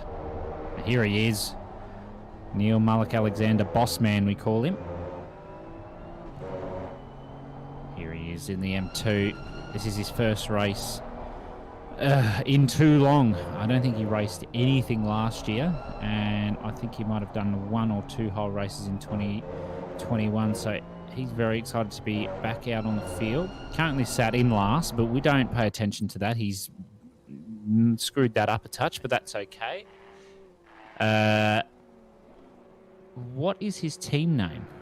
What is that? /Zach. Who's that? Oh, Zach Brown? Is that what he's referring to? Potentially. Give me an explanation. You just gave me the delivery Oh, well, that's handy as we welcome Mr. Mike Crick to the commentary box. How you going, Mike? Nah, he doesn't want to talk to me. Not too bad. Oh, How there you we go. doing, Now Mitch? he wants to talk to me. Yep. We got there in the end. We're just watching Boss Man at the moment. Is that advised? Like, I mean, do we really want to curse him that much? Absolutely. I've done it once. It's great. Not today, obviously. That was a long time ago, but I've done it. It is possible. Ooh, that's a bit better from Mullock himself. Slots himself up to P11, 1.6 behind Senikis's first flyer. So if that's his first flyer, what's he got in store for the other flyers? He's a big fan of this car, so I imagine he'll go a little bit quicker than that, although 144.1 is pretty good. Oh, yeah, I know he certainly won't be complaining.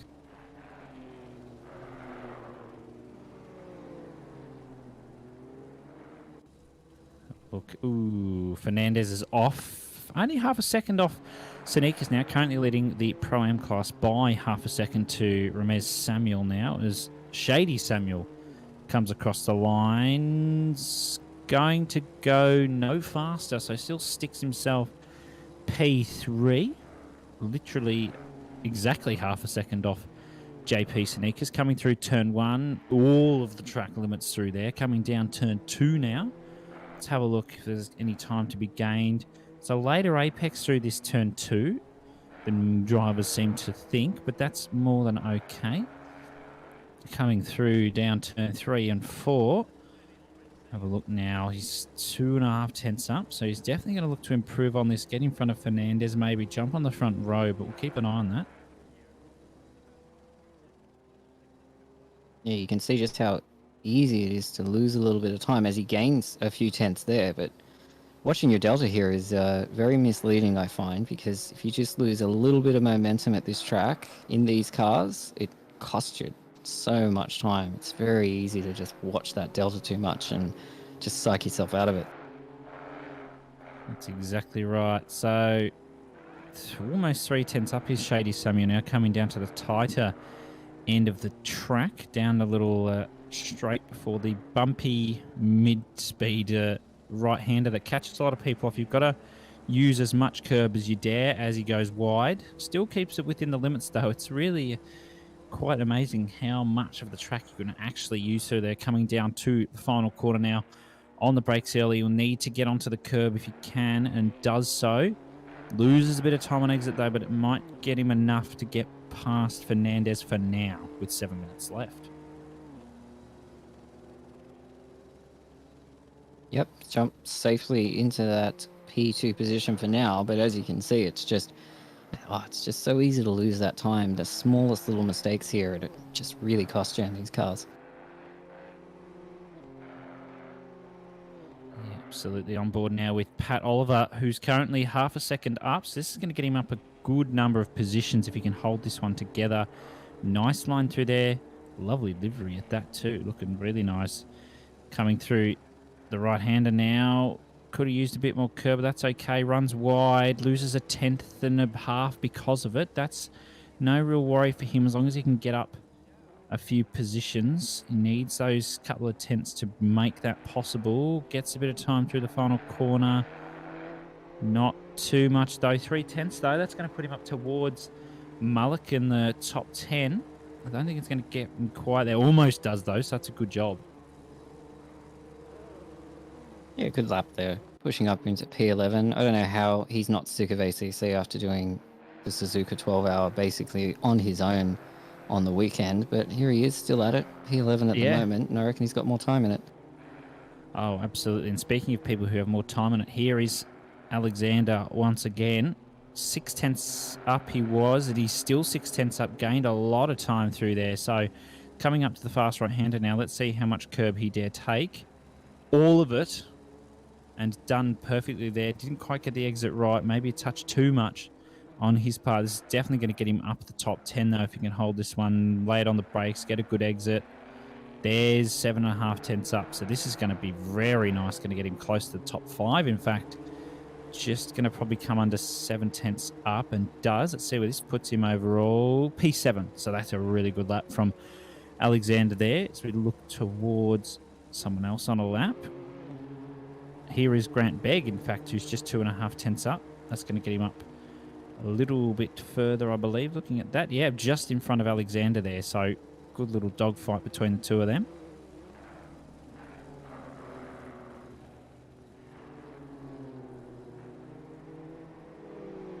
Go on with Fernandez here, who's up a little bit, but not quite improving the time, but still a little bit left in it. Doing very well there, leading the Pro-Am class pretty well here. He's got Samuel and Begg behind. It's interesting to see the class structure's a little shaken up now, considering that these are probably cars that not everyone practices a lot and not everyone gets a lot of seat time with. No, exactly right. So on board now, Scott Rochford. Half a second up was there. Just folded a little bit through there. Still got a bit of time, 3 tenths almost. It's a very technical track, this one. As I said, most people do rate it for how it flows. I haven't driven it personally, so I can't tell you if that's true or not, but by the looks of it, it does seem to flow very nicely. Rochford currently sitting P21. Of course, only 22 drivers on the grid this evening. Still doesn't mean it's not going to be competitive. I can tell you that. I'm already expecting some very good side-by-side racing. Everyone's in the same vehicle, same machinery. Probably some of them are on similar setup. So not much differs between these drivers now. It's just pure driving, as all of the track is taken by Thistlethwaite there, but just couldn't quite pull it up. So it's going to go down. 3 minutes left in qualifying, though, as Sneakus magically hasn't actually been able to improve on his 44-1, so maybe that is the time to beat. It's an exceptionally good time, even just from the outset, the fact that he got it so quickly. But if anyone can beat their time in this car, it'll be Sneakus, but it won't be today, I don't think, as he sort of abandons that lap there. I wonder if he'll go out for another. Look, there's just over 2 minutes, so he'll only probably get one lap in if done so, as Sadie Samuel had the time and just couldn't quite pull together that fast right-hander. It is a tricky one. The car bounces round. Got to use as much curb as possible. Shady Samuel looks to the inside. Good exit, but probably is going to cut equal at the moment. Probably not going to go up. If so, it'll be minor.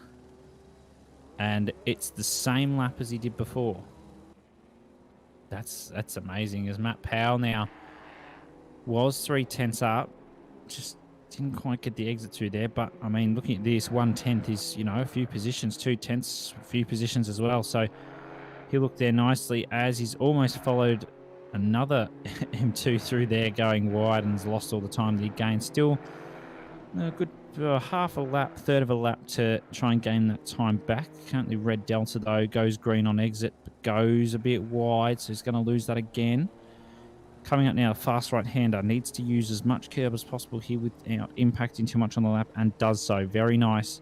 All of the track there, gets a nice run. It's matching the Delta, though, so really needs to pull out a tenth or two here if he wants 2 positions. Let's see how it plays out to the final corner.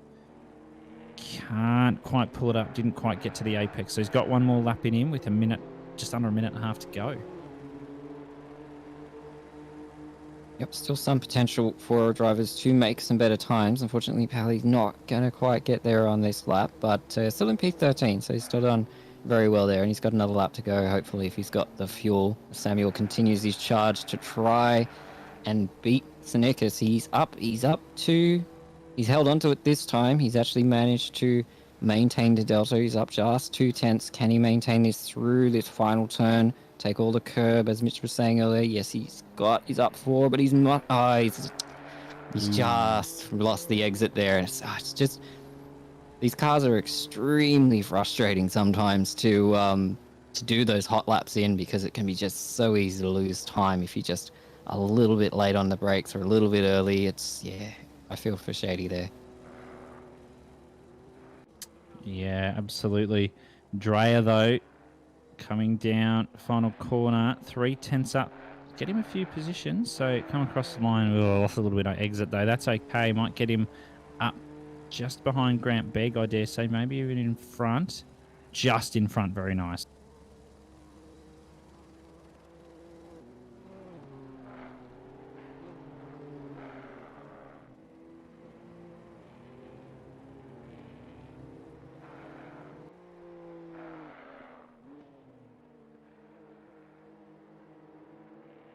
Couple of drivers still out on track. Doesn't look like any of them are going to make an improvement, but there are at least 4 or 5 cars there who are still on laps and can still make improvements. Doesn't look like Floyd's going to get it at this point. It's about 2 tenths down, but up in P4, so not going to be too unhappy with his current position.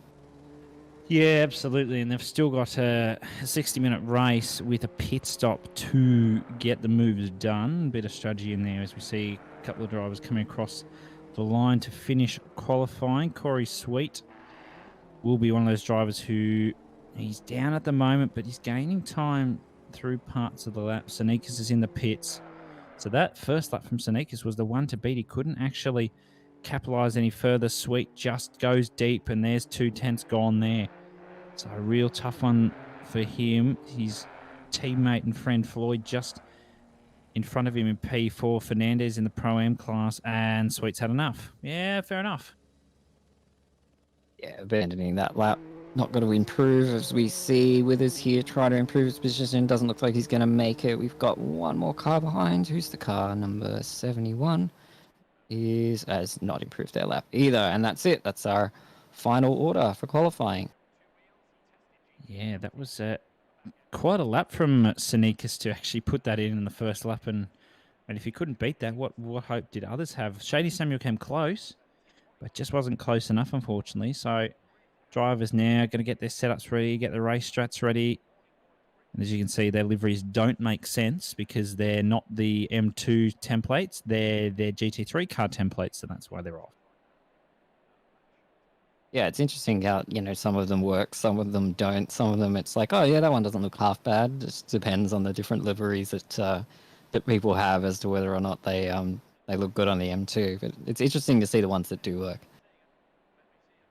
Well, I mean, it's a question of do they work or do they look like they work? And then you look close and go, I don't know about that. Yeah. Look, let's not look too closely at any of them.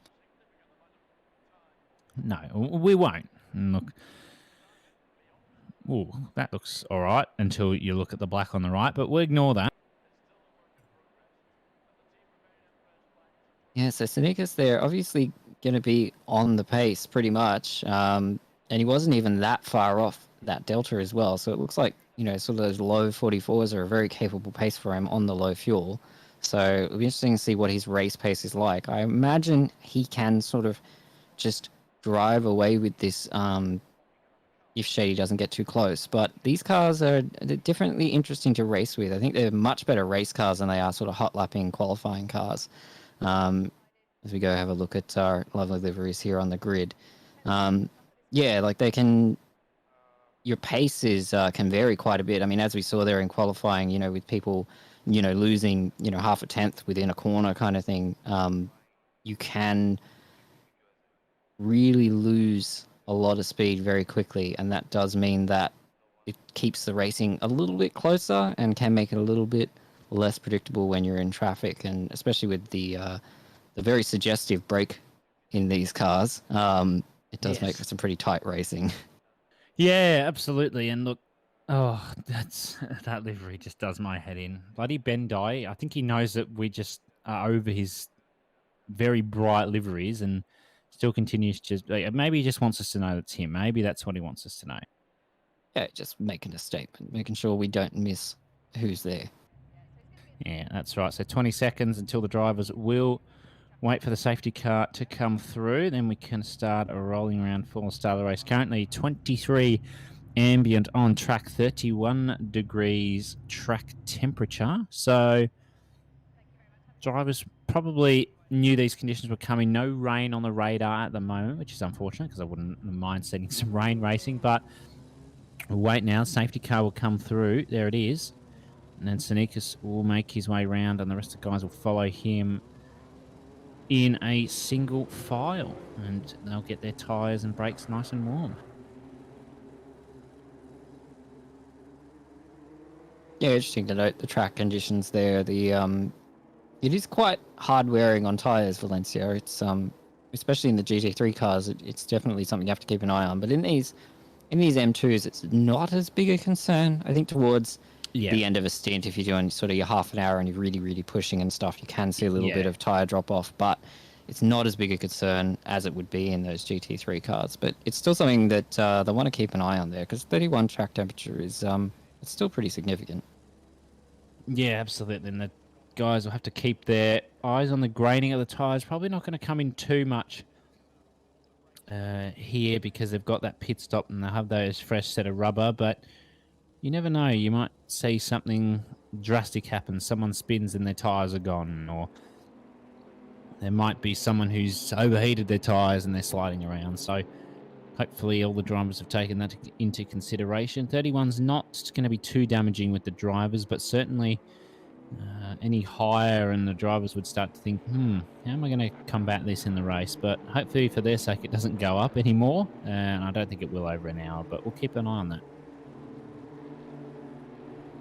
Yeah, they're particularly keeping an eye on that right front, which does produce quite a bit of heat and wear, and you really have to push that one particular tyre quite a bit to maintain pace over here. When in my stint, my front right was about 100 degrees for a lot of the time. So it is something that can bite you, especially, as you said, if you have a little spin or something like that. Yeah. But not as big a concern here with these M2s, but still something to keep an eye on as they come around and get ready to go. You happy to take this one, Mitch? Oh, yeah, we'll take this one down the final corner. Sneakers on pole, Samuel just behind Fernandez there too, Floyd on the second row. This is what is going on here? Stewards, what's going on here? Can we have an explanation? Okay, Samuel's moved up. There we go. So we're going to come across for the green light now. And we're underway in a minute. I got prematurely excited. That's okay. Green light now. Samuel got a good start. Here's Sneakers down the inside. That's sweet just behind Floyd there, weaving. Almost, we're 3 wide down the straight. These guys are getting close. Oh, and there's already been a tap. Oh, shit. Oh, dear. Oh, dear. Oh, no, it's gotten worse. Jesus, that's... Oh. Oh, dear. Oh, no. Will the Oh, safety dear. come Oh, out? no. Oh, no. Oh, no. The safety car's going to have to come out here. Does look like the safety it's car has out. been called. Yep. Safety car called. So Sean Muller, one of the many casualties there. Boss Man's involved as well. This is not a good race for Boss Man. Oh dear. Well, I mean, I can confirm we didn't even look at him or cut to his car, so we didn't curse him. So no, we didn't. But we're blameless. yeah, that's right. Right. I don't really think I actually have any words to describe what's just happened there. If I could find some, I'll let you know, but... Split red? Yeah. Yeah, look, certainly, that's certainly some words. Let's have a look at the replay on that one. So this is a bit further behind. Sneakers there, a bit of a turn in. I think there's a tap there. Oh, dear. Oh, dear. Oh, dear. That's, yeah, you can't help that one. That's, It's probably best we don't look too hard at that one, isn't it? No. Just a lot of sadness happening. There you go. It's just, here you go, stewards, have that one. That's what that is. Oh, dear. Yeah, Well. hard to know what to say there. That was just that was not a very good turn one there. Just No. yeah. But look, give the drivers a bit of credit. Again, unfamiliar cars. They are very hard to stop. Compared to the GT3 cars, it is, probably the first time anybody's really raced these cars in close proximity like that, and they can catch you out a bit. But yeah, it's unfortunate to all the victims there as we see. Back underway. We're back underway. Yeah, we are green. Hernandez, really putting the pressure on Sneakers now. Might stick to the inside. No, it sticks outside. Good decision there. Looks the outside line. Sneakers. Ooh, Fernandez has almost pulled that off. He might actually pull this one off. He has. Hang on. Oh my, wow, that's tight racing. That's unbelievable stuff there. Great sportsmanship from both of them. Fernandez using every single bit of the limits of the track that he has, and goes deep. Sneakers is going to stick it down the inside. Fernandez is, wow, this is great racing. He's going to have the inside that turns to the outside that then turns back to the inside through here. That's going to put Sneakers at a disadvantage. Early on the brakes goes Fernandez. Nails the exit. Sneakers is still there. Coming down to the sweeping left-hander. How's this going to play out? I'm smelling a switch back from someone here. Sneakers looked for it, and Fernandez has hold that off beautifully. Now he's got Corey Sweet just behind him, does Sneakers. So Fernandez is rubbing his hands together, going, this is my plan coming together perfectly. But Sweet not able to get on Sneakers, but Sneakers went deep, went for the later apex for a good exit. Wow, that was something else from Fernandez there. Well done. Yeah, good first lap from both of them. I'd be interested to see. There was a little bit of a touch as they went for the restart there, so we'll see if anything comes out of that, because Fernandez was following quite closely, which probably robbed Sneakers of a little bit of pace going into those first few turns. But look, That's a lot of curb. That's probably much more curb than he was anticipating. That's for sure. That's going to cost him, as Sweet's going to really catch up to him here, and we'll see if Sweet does go for a turn one overtake. It's very risky, so it doesn't look like he's got the pace, though, thankfully. So we don't see more blood just yet. At Sneakers following Fernandez very closely there. Yeah, this will be a track to actually watch out for track limits as okay. And Sneakers doesn't know where the track is, in fact, by the looks of that. Sweet jumps in on the inside. Sneakers will have the outside turn inside here. Sweet might look to the switchback. I know what Corey's like. And he had it there. Can't put the nose in, so Sneakers pushes that one out. They've got Dreyer actually just sneaking in behind on this one. He might look to capitalise if there's any incidents here. And Fernandez is actually pulling away from this, leading the race in Pro-Am class. Underdog, here we come, question mark?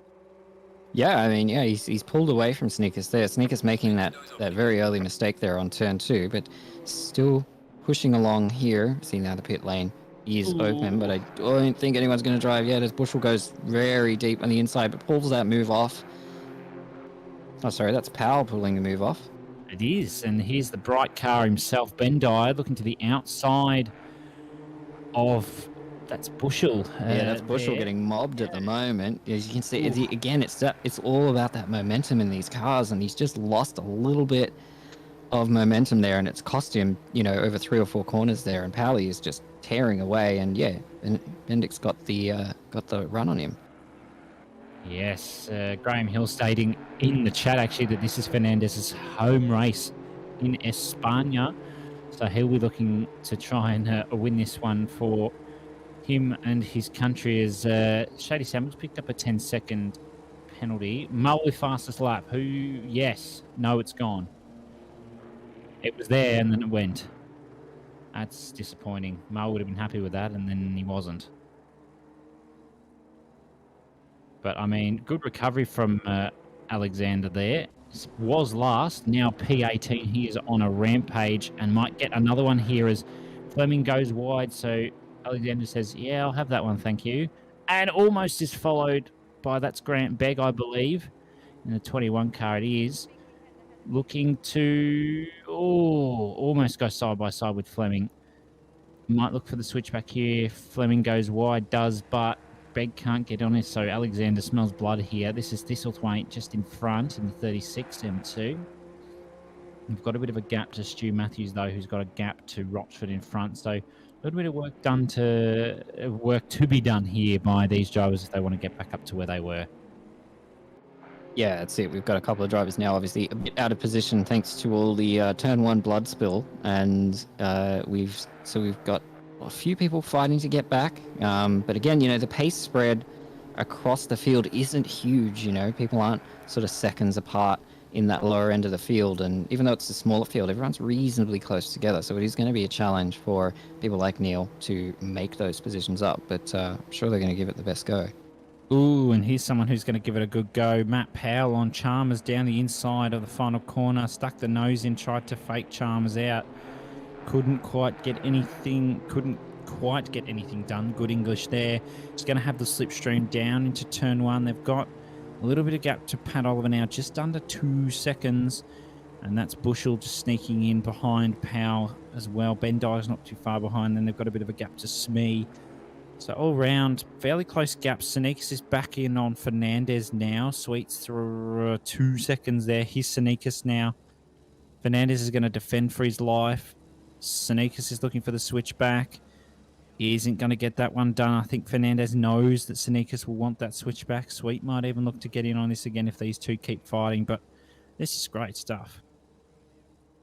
Yeah, really close racing all across the field. And again, I mean, it's something these cars do really, really well is, you know, they really allow for this sort of very close door-to-door kind of racing that GT3s just sometimes don't quite give us. So it's definitely nice as a change to see all these drivers driving the same car and just seeing, you know, the pure driver skill on display here as Sneakers continues to chase Fernandez, looking for an opportunity. Seems going... I think he's just trying to psych him out there. I don't think he's having a proper look. I think he's just trying to test where Fernandez is weak and where he can sort of force him a bit wide and force him to second guess his own lines.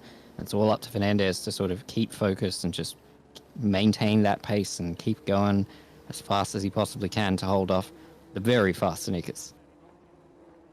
Yeah, exactly right. And Sneakers is doing a great job. We can see, well, at least I can, that Fernandez is making just a couple of tiny mistakes, as you said, Mike, just going a touch wide in certain places, a bit earlier on the brakes, trying to keep wide, thinking that Sneakers is going to go for a move and doesn't. So good stuff there. Begg, Scott Fleming on him again, just behind Thistlethwaite coming onto final corner, onto the front straight now.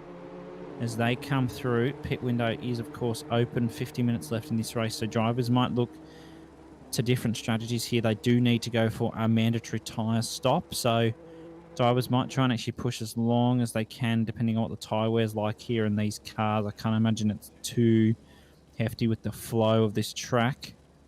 Sneak's still trying to put his nose in on Fernandez now. See how that one plays out for them both. Looking to that switchback. He just can't quite pull it off, can Sneakers, but he's at least got the pressure on Fernandez now. It's for the lead of the race.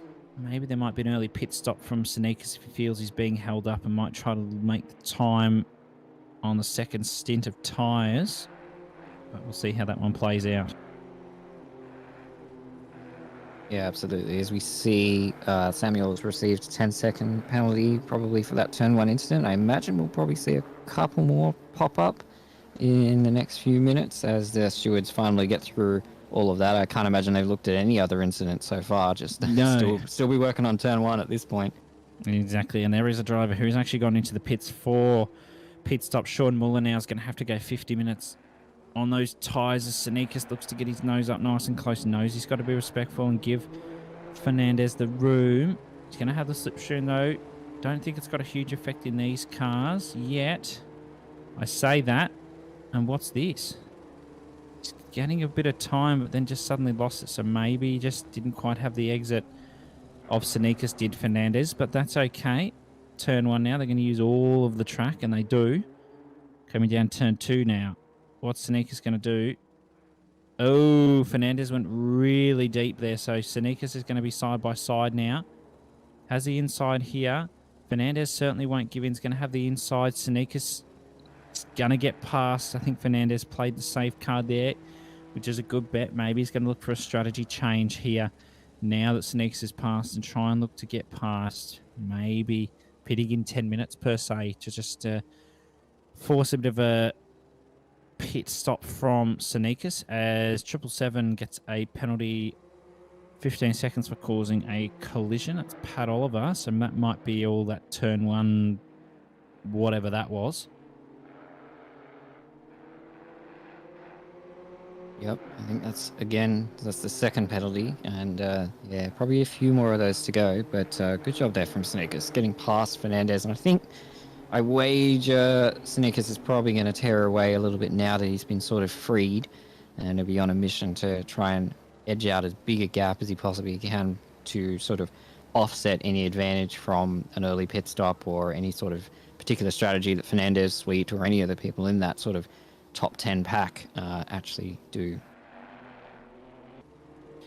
Yeah, exactly. So now Sneakers going to look to pull away Todd Smee at the moment. Wow, what's this battle? That's Rochford behind, I believe, in the 332 car. So currently leading the AM class is Smee from Stu Matthews, who's a couple of seconds back. Smee's looking for Rochford to just hold off maybe here as Rochford's got the slipstream down to turn 1. Just over 45 minutes to go. As they come through down turn 1 on the brakes. They've got to get on the brakes a lot earlier in these cars in comparison to GT3s because they don't have the aero of the GT3s. It looks like maybe a bit of damage on Smee's car too there by the looks of that. Yeah, these cars take damage a little bit differently to how the GT3s do. They're not quite as, because as you said, they're not as aero dependent, so they can take a fair bit of a wallop before it really starts to impact any of their performance. It can make them a little bit more squirrely and stuff, but you can get away with 10, 15 seconds worth of damage on these cars, and they also take a fair hit to do serious damage. So even though we saw a lot of blood on that first turn, anybody who got damage from that is still probably okay without fixing that damage. It could probably do the rest of the race, provided they don't pick up any more hits along the way.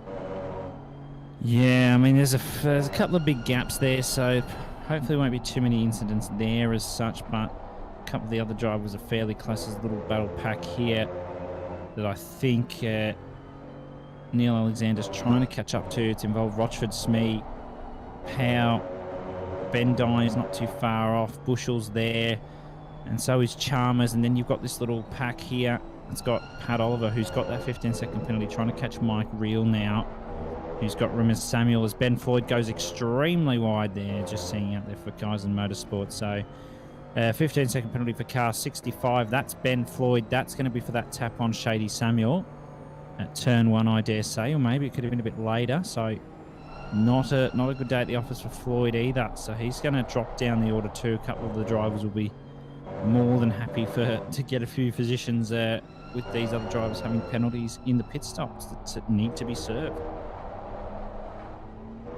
Yeah, and we can't forget the influence that obviously the oncoming penalties can have, as well as any potential drive-throughs for track limits, because it's one of those tracks where the track limits penalties can sneak up on you pretty quickly if you're just a little bit sliding and you're just not focused 100%, because they're not... The track limits are very forgiving, but because of that, you kind of push them a little bit too hard, and it's very easy to sort of get rid of all those speed tokens you build up, and yeah, a drive-through penalty can really hurt your race here, especially when the racing is this close. Yes, exactly right. This is Mike Reel now on board, just trying to catch Rimmers Samuel for a podium in the Pro-Am class at the moment. Fernandez still has the fastest lap of the race. Pat Oliver is doing everything he can. You can see in the rearview mirror of Mike Reel through fast right, tight but fast right-hander. Here is the fairly fast but bumpy right-hander using all the track limits there is Reel. Can be fairly generous through there, down to the final corner now. It's a very deceptive corner, this one, because it sneaks up on you faster than you think, and he's going to use all of the curb, but might not nail the exit in comparison to the other cars. Onto the front straight now. Can see Sneakers has pulled that almost a 3-second lead to Fernandez, who's got Sweet not far off him either. So that'll be one to look out for.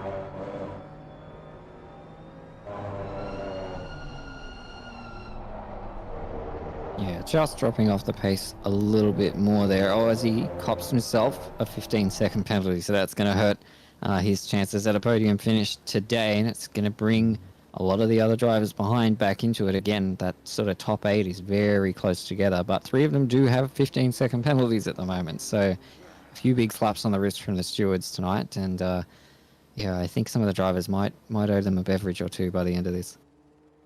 Yeah, I'd like to know what's going through the steward's head right now after those first few incidents. I'd like to know, because I can't imagine they're nice words that are going through. Well, at least that's how I feel. Well, there's a reason we don't, sort of broadcast any of the steward's stuff live, isn't there? No, this is why we broadcast us instead, because we talk about what's going on and we give our honest opinion that was a crap turn 1. Simple as that. And this is why the stewards give out penalties, to then revert... to really push the point that we're making. Down the fast right-hander, here's Corey Sweet still.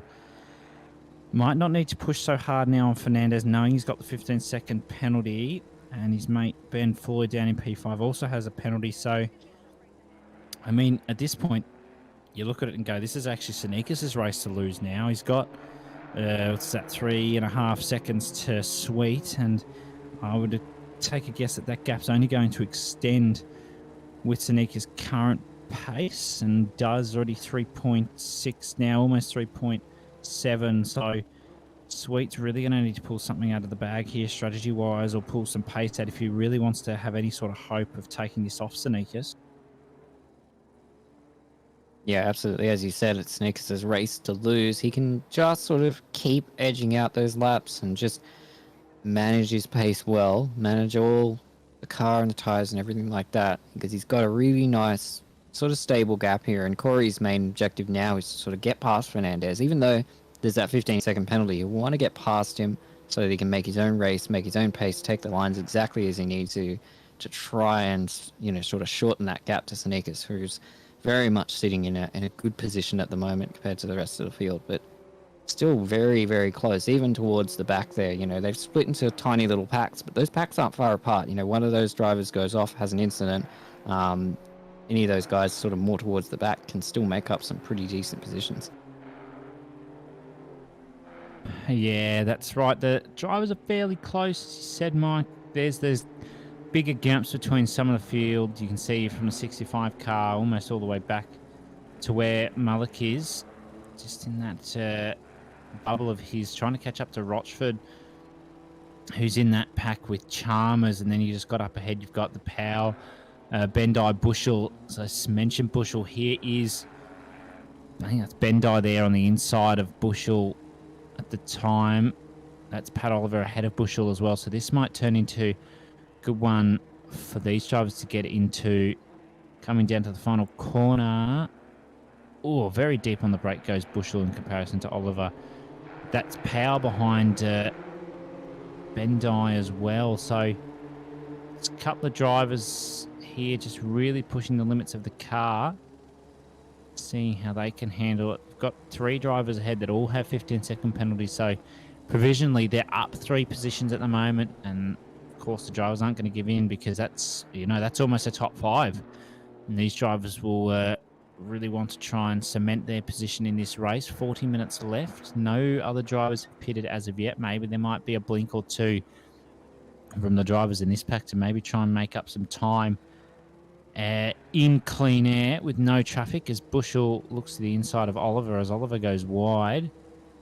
Can he get side by side? Did, but Oliver got the better exit because Bushell wanted the inside. Bendai is going to get his nose in on this. Powell's there as well. So if you're Oliver, all you've got to do is defend. If you're Bushell or Bendai, you've got to attack and defend at the same time. It's a real tricky one to handle. Do you attack? Do you defend? What do you do?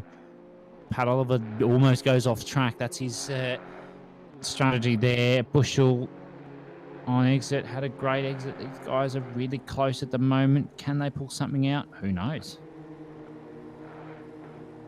Yeah, you can see just how much that concertina effect really impacts you in these BMW M2s. As you can see, Matt Powell has caught up significantly just over the course of a lap there, just because now Bendix had to, you know, sort of deal with the train that's forming here, and the cars are all much closer together than they were before, and it's still anybody's chance. And like you said, you know, with all those penalties up ahead, these guys are in really good positions here, and they're all going to be pretty solidly in the top 10 as long as they, you know, maintain a good line. So yeah, everybody in a good spot here. But it's yeah, considering that cars are all matched, it's kind of anyone's game, as we see Bushell jumping into the pits, perhaps just trying to hope for some clean air and get away from this traffic that he's in. That's right. So I guess the question now that Bushell's in the pits is, does anyone else follow suit? We don't know. Bendai using all of the track there and goes extremely deep. So Powell's going to look to the inside. Good exit. 113 via fighting 73. Powell's going to have the outside. They're going to go side by side. A bit of rubbings racing there. Powell could get this done on exit and can't, but it's going to turn into the inside. And I think he's just going to try and dive still here, because he does just have his nose in on that inside. Bendai doesn't want to let him have it and might just pull this one out, and does. So Powell's going to have to stick him behind once again, unless he's going to look to the inside through here, which he might do. Stuck the nose in, wanted to put the pressure on Bendai. Does. He goes wide, but might nail the exit. Doesn't. Almost loses the rear. So this is great fighting. Yeah, absolutely. These guys are really sticking with each other. But you can see, oh, there's Matty. Oh, he's misjudged that. Oh, no, that's not quite right there, unfortunately, for Matty. Stewards might have a look at that one. Unfortunately, he just misjudged that a little bit, I think. Yeah, that's right. So now maybe Pete Chalmers is even going to come into this one after that little bit of a tap from Powell. Maybe he'll look to pit now, even with that penalty after having seen Bushell pit, to try and alter the strategy a little bit from what Bendai does or what Chalmers does or maybe even what Oliver does. But I don't really think Oliver's going to have this one lost because he's almost 6 seconds ahead there, as you can see from the Delta. So maybe there's a strategy change from Chalmers. Here's Alexander now, the boss himself. Is going to get up on Scott Rochford fairly soon if he keeps this up. As we can see, the only two drivers that are pit at the moment are Bushell and Muller, and Bushell's got a good gap to Muller now, so they need to try and capitalise on those newer tyres. They've got a bit more fuel on than the others will when they go to pit and get the new tyres, but they really need to take full advantage of that.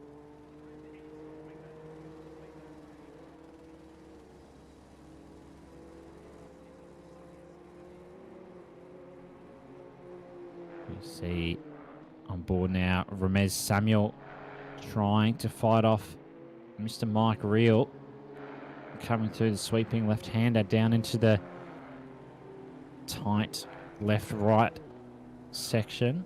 And then they'll come up to the fast right-hander over the lovely curb and bumps that everybody loves around here. Then to the final corner they shall come. Let's have a look at the line through here from both the drivers. Good line from Samuel. That's way too much curb though. He looked good initially. I didn't think he was going to turn in that much, so Mike Reel's going to look to the outside. He goes. Maybe he's going to look for the switchback here, get the better exit. Looked for it. Couldn't quite nail it though, and I think Ramez Samuel saw that one coming. Needs the slipstream, does Reel, and might get it. So he might look to the inside of turn one, and I reckon he'll give it a go, and he's going to. He's not quite side by side enough, but maybe later on the brakes. No. That's close though. Thought there might have been a slight tap if Reel had gone any later on the brakes.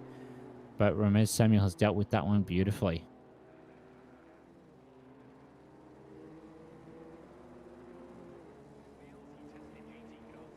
Yeah, hard to know where to look as the field... It's starting to break up now as we're seeing a few people taking pit stops. We see the boss man himself now in the pits, and we've seen a couple of other drivers going through there trying to get that clean air and hopefully get some pace down. But yeah, still lots of little battles here, but Seneka's definitely running away with it at the moment, especially when you take all those penalties into account. I mean, if you've got those penalties, what's your strategy here? Do you think... Yep, and there we go. We've got another one down there, Fleming. Not quite sure what that was for, but that might have been an incident that happened a bit later that we didn't quite catch. That's okay. Ramez Samuel going to go side by side with Reel. Reel doesn't know where the track goes, wide, apparently. Yep. Oh, they've all no. gone. Oh, no. Oh, Sympathy spins everywhere, yeah. Ooh, what was that? It's just these cars, sometimes it's very easy to just get off your own line there, especially when someone else does something unpredictable ahead of you. You get a bit of that target fixation. You think you've got an opportunity and you just push that a little bit too hard. So, yeah, unfortunate for Samuel there. If you'd have held that together, he would have had a nice, easy position. But the battle continues and he'll keep pushing. Yeah, absolutely. So, another driver has pit. Neil Alexander has jumped into the pits. Has come out just behind Bushell, I believe. Shouldn't be too far behind, I wouldn't have thought. Keep an eye on that one. Fernandez now does have that penalty to serve in the pits, as Corey Sweet doesn't. Not too far behind Fernandez now, so maybe he'll look to take that pit now and come out in some cleaner air. Still nailing the 45 lap times in the race, so very consistent from Sweet indeed. Well, you'd expect that from a veteran like him. This is probably his 400,000th season in OOR, I dare think. Yeah, I'd say so. Now, on board, here is Bendai. Coming through. It's double right-hander, double apex right-hander, I should say, through to the left-hander. Doesn't quite get the apex that he was looking for. Chalmers is still trying to look in on this one, but I don't think anything will come of it at the moment unless there's maybe a strategy change. Someone jumps into the pits, and speaking of jumping into the pits, Mike Reel and Ramez Samuel are both in the pits. Reel's just about to come out. Ramez Samuel shouldn't be too far behind. They're both out now, so they're provisionally going to be ahead of the other drivers, at least for now, but half an hour left. Anything can happen. Yeah, there's nothing set in stone just quite yet. I mean, Snooker's definitely got a commanding lead at this point, but the rest of the way down the field, it's still anybody's game. And yeah, we've yet to see some of those sort of penalties get served and turn out. And once those get served, we'll sort of have a little bit better idea of where everybody is placed. But lots of drivers doing very well at the moment, particularly the Pro-Ams, just sort of getting up there and kind of giving the pros a little bit more of a run for their money than usual. Yeah, absolutely. Bendai has got the slipstream from Powell, but not really going to be enough. Still has Chalmers, as you can see in his rearview mirror, as Powell goes wide. Bendai might look to go for the dive. Powell holds, moves to the inside. Powell just puts the car beautifully on the apex. I think he pulled that up perfectly. Chalmers is now going to get in on this one. So a little bit of a strategy, I dare say, from Powell as Bendai does go deep. Chalmers really wants to get in on this one now. Couldn't quite get the exit. So Bendai really having to now. Oh, a bit of a mistake there from Chalmers. I thought there might have been a spin, but he's held that nicely. As it looks like the tyres on these cars actually might be starting to drop off a bit. So maybe the drivers will look to pit sooner rather than later. Just ticked over under half an hour left now. 23 ambient, 32 track temp. So it's gone up a degree, but don't think it's going to affect the drivers as of yet. Yeah, not too significantly, but I would say, especially some of these drivers who've been fighting quite hard, because you do sort of push the tyres a lot more when you're in these battles in these little cars. And I think some of these drivers might be starting to feel the tail end of that if they've been on the same tyres for this long, especially with the track temperatures being that little bit higher than usual. So we may see some of them start to considering those pit stops as we see Sweeps and Eckes both coming into the pits. Fernandez has opted to stay out. Powell goes in. Oliver going in as well. So yeah, looks like that half an hour mark is kind of when most people have marked for pit stops, and I think that is probably the safest strategy here, as we've seen over the last couple of splits. Yeah, absolutely. The drivers just want to hit that half an hour mark. Car 5's got a 15-second penalty. That is Shady Samuel. Again, has got a 15-second penalty, so I don't know where that's come from, because he'd served a 10 in the pits maybe, or hadn't. I don't really know. So he did get penalised before, so we'll have to just maybe get clarification on whether that's just another penalty, or maybe there was a penalty removal that was re-added or something like that. We'll just have to get that one clarified on board now. Fernandez is in the lead, but does have the 15-second penalty, so that's going to put him right down the field. Take him off the podium, which is not what you want to see when it's his home race. He's got no one really around him at the moment. I think it's a blue flag behind him. Here is Thistlethwaite, yet to pit. Doesn't have a penalty and sort of in his own bubble at the moment. Fleming's not too far behind. Here is the provisional leader, Sneakus now. He's got a nice gaps in his own bubble. Sweet's easily 5-6 seconds behind, probably more. Yeah, that's a better 11-second gap. So Sneakus really has nothing to worry about unless magically out of nowhere he gets a 15-second penalty, but I don't think that's going to happen. Yeah, can't see that happening at this point. But this is still close. Yep, still close here. But considering where Sweet started, he'd probably be pretty happy with a P2 at this point. Yeah, absolutely. As Bendai jumps into the pits, maybe to throw Chalmers off, and now I dare say Chalmers will pit this lap as the 24 car has spun round. That's Sean Muller, goes back to garage, so maybe that's call it a day for him. Shady Samuel's also in the pit, so is that a day done for him as well? Yeah, it might be those two out of the race, I think, as the field starts to shorten just that little bit. And both those drivers not having the best day out here on track at Valencia, unfortunately. No, absolutely not. Mike Reel now currently has quite a few drivers in their own bubbles. Matt Powell is just under a second off Neil Alexander, so they'll look to start battling sooner rather than later. Still some drivers yet to pit. Bendai is just about to come out of the pits. Fleming's just jumped into the pits, and now it's mainly just your top 8 that still need to pit.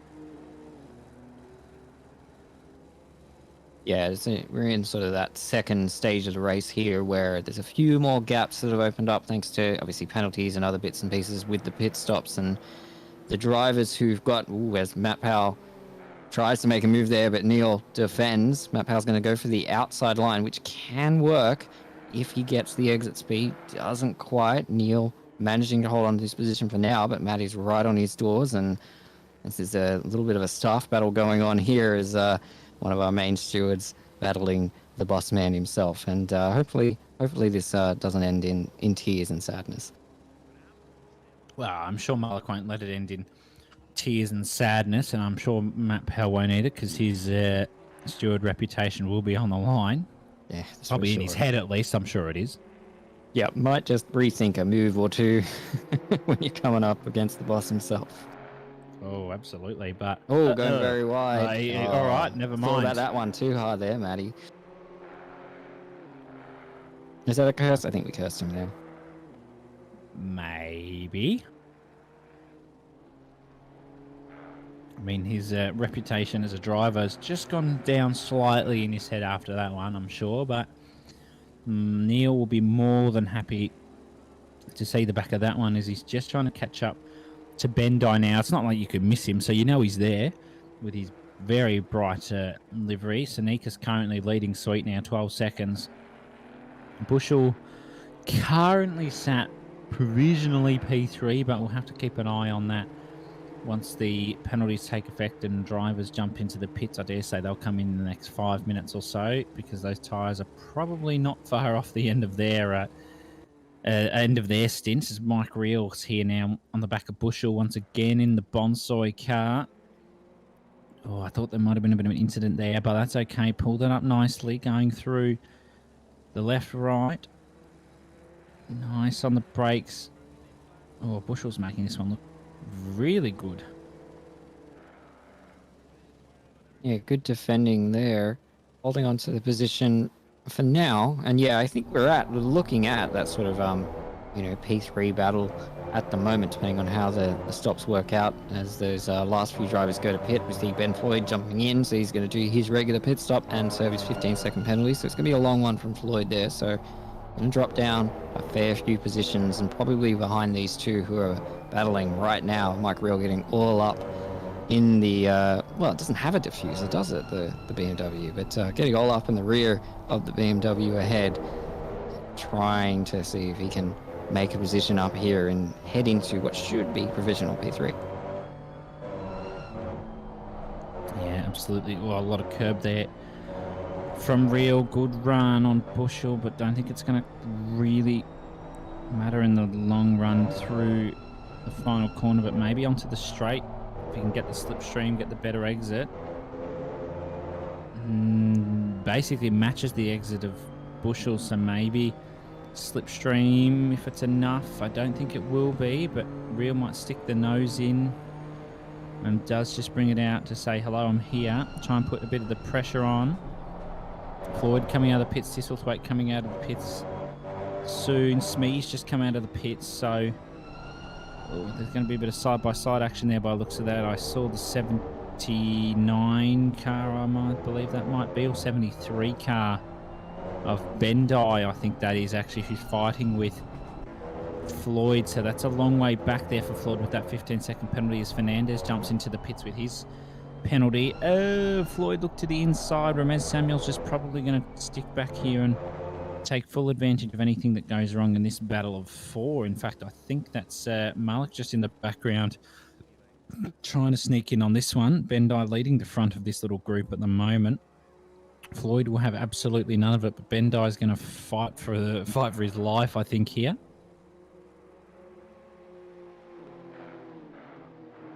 Yeah, there's a lot of little jots and jives for position around here. It's all really try to see how this kind of little top 10 sorts itself out, as most of the drivers now finally going into the pits. It looks like Rochford and Dreyer are the only drivers to not yet make a pit stop. So going for a long run here, which is an interesting strategy. I don't know how it's going to impact their overall times, but it could be the pro strat. Absolutely. As Powers actually picked up a 15-second. I don't know where that one's come from either. That may have been that little touch we saw quite a while ago now. There was that little tap he had on, I think it was cut on his 6.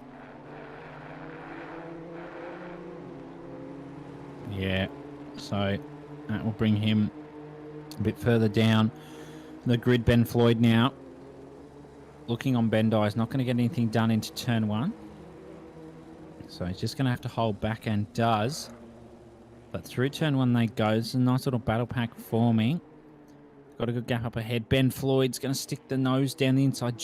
That was beautifully stuck down through there. And Bendai goes wide, and Floyd's going to pull that one through. That was a masterclass there from Floyd of just how to put the pressure on, stick the nose in, and just magical on the brakes. Yeah, really good move from Floyd there, and obviously showing that little bit extra pace he's got as he's slightly out of position now thanks to the penalty. And we'll probably see a few similar moves from some of the other drivers like Pat Oliver and stuff try and make their way back up the field to the position they would have been in had they not been hit with the big stick from the stewards. Yeah, that's right, on board now. 22, who's that? That's Ramez Samuel. I was about to say we're on board with him. He's just copped a 10-second penalty for a collision. The boss man just behind Ramez Samuels, looking for a top 10, is Neil after the first lap debacle, which put him in last. Never mind, I've gone and mozzed him. He's made an excellent recovery so far, so let's not talk about him too much more. No, who haven't I mozzed? This is a joke.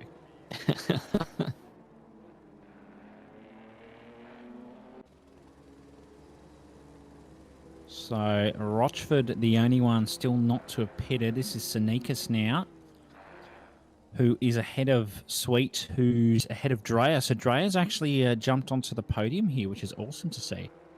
Yeah, I was just keeping an eye on that. I'm not sure if that's ACC being slow. It is being a little bit slow to update. So we'll have to wait to see where Dreyer comes out. But it looks like it may come out a reasonably decent position. Yeah, he's going to be actually fighting for a podium overall. Yeah, there he is there, yeah. With Fernandez, but also for the Pro-Am win. So we'll have to keep our eyes in on that one. Rochford probably soon to pit, I dare say. Still 13 minutes for the pit window to close, and 18 minutes left in this race. So maybe Rochford's going for the long run and 10 minutes left pit. I don't really know what the go there is, but sure, we'll keep an eye on that one.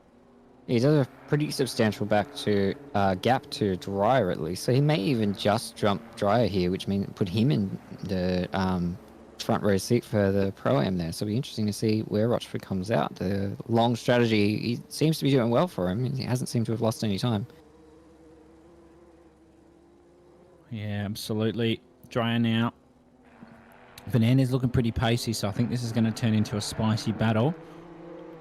Currently, Sweet's got 15 seconds to Sneakus, so no real threat there for Sneakus. Rochford's currently sat P1, but is, of course, still yet to pit. So, interesting strategy from him, I must say.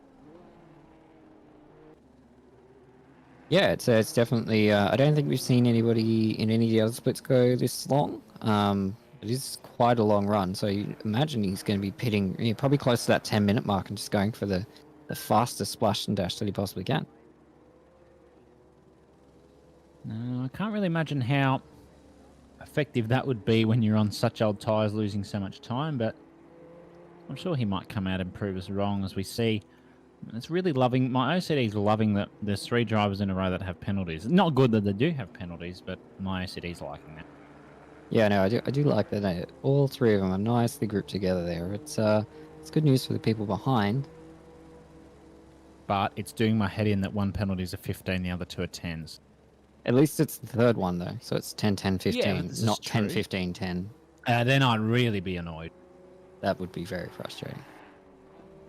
So, Neil Alexander is actually 12th at the moment, so maybe there's been a bit of a moment there for him. ACC is just refusing to update the leaderboard. The name tag in the bottom right is the live standing for that driver in the race. I don't know, it just hasn't crossed the sector line yet. That's coming up just after this right-hander. So, I'm not too sure what's happened there, but Rochford's finally jumped into the pits, so it's going for the 15 minutes left strategy, which is an interesting one. We've come past now. Okay, it lied to me. He's still 11th, so the bottom right's actually lied to me. How's that happen? Yeah, usually that's the accurate one, but you know. Wow. Just Well, Kunos is anything things. accurate in this race? It is, yeah. There is definitely a fair bit of confusion going on here. And that's not an that's- accurate braking marker. Oh, dear. That's power going off, unfortunately. So easy to do though in these cars. Their brakes are just when you're feeling confident with them and you think you can push them, they kind of bite you because they are just, yeah, they're very strange, these cars, when it comes to braking, and your GT3 muscle memory can kind of bite you in the wrong end, unfortunately. Yes, absolutely. You've got to get that muscle memory out for this race. No, oh, hang on, got to brake earlier, got to turn in a bit earlier, got to turn in more because there's not as much aero on these cars. As we see Fernandez now, this is the battle for that P3 position. They've got 10 seconds to sweep, so no real chance of a P2 for either driver here. 15 minutes smack bang on the clock left. There they come. Oh, Drayan really might have to use up a lot of the tyres here just to keep Fernandez behind. Fernandez is on... I don't know if he's on newer rubber than Dreyer. I don't know. I think he might be. Yeah, Or I think I you're don't know. Who pitted? I can't remember who pitted at this point. I think Fernandez might be on that newer rubber, but that's okay. Dryer's rubber will be newer. Dryer's rubber will be newer? That's all right then. I'll eventually get there. I'll remember who pitted, maybe. Yeah, Dryer pitted later than Fernandez, Yeah. so he's got nicer, newer rubber. Rushford falling down to P13, so yeah, that extra long stint was not the pro strat. It hasn't quite worked out for him, but still in there, still in a reasonably comfortable position. Got to fight off Smee now. He's about half a second behind, so hopefully he's got time. As Fernandez going very wide there, perhaps pushing just a little too hard to catch up to Dryer. Dryer doing a really good job here, actually. I think he's done the strategy well. He's timed his pit stop very well, and he's looking pretty good for a P3 here if he can hold off the very, very, very speedy Fernandez at this point. It's funny, we've got Dryer here, but where's the washing machine? Yeah, I don't know. It's on order still. That was a JP Sneakers joke, that one. I think he'll appreciate that. He will once he watches it back, I'm sure.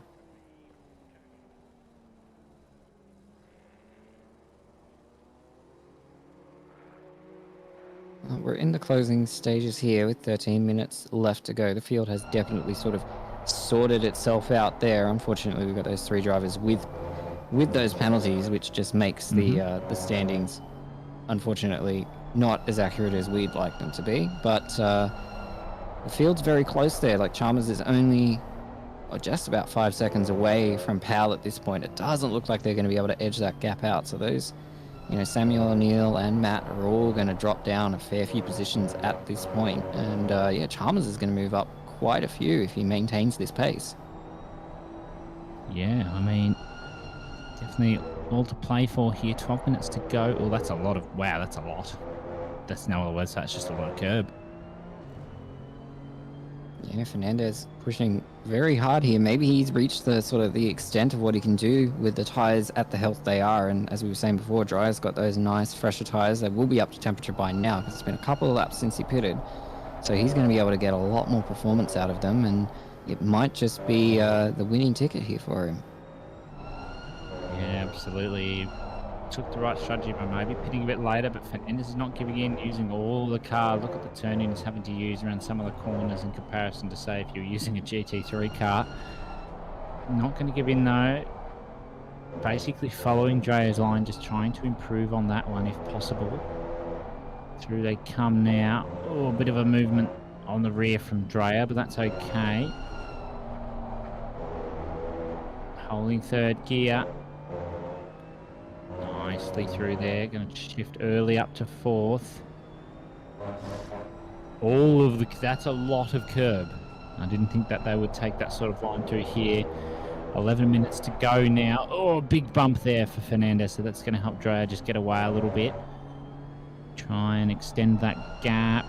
Simrigs has 17.5 seconds to Sweet now, who's got a good gap to these two who are starting to fight a little bit. So he'll be praying that nothing happens to him. Just under 10 seconds now. They've actually caught up a little bit. In fact, me saying that. So is there time for a catch up to Sweet? I don't think so, but nothing's out of the question in split red, let's be honest. Yeah, exactly. And we've still yet to see as we go. Drea goes a little bit wide there. That's going to hurt him on exit. I'm not sure if Mendes was close enough. He is. He certainly is. Look at this. He's going to get past and get past with all the might that he's got. It's so close between the both of them. Drea doesn't want to give in, so maybe it will be a podium for Fernandez at his home race. Probably wanted more from it, wanted that P2 and potentially the win, but Simrigs has just been unbeatable today. Had a good battle, but that's okay.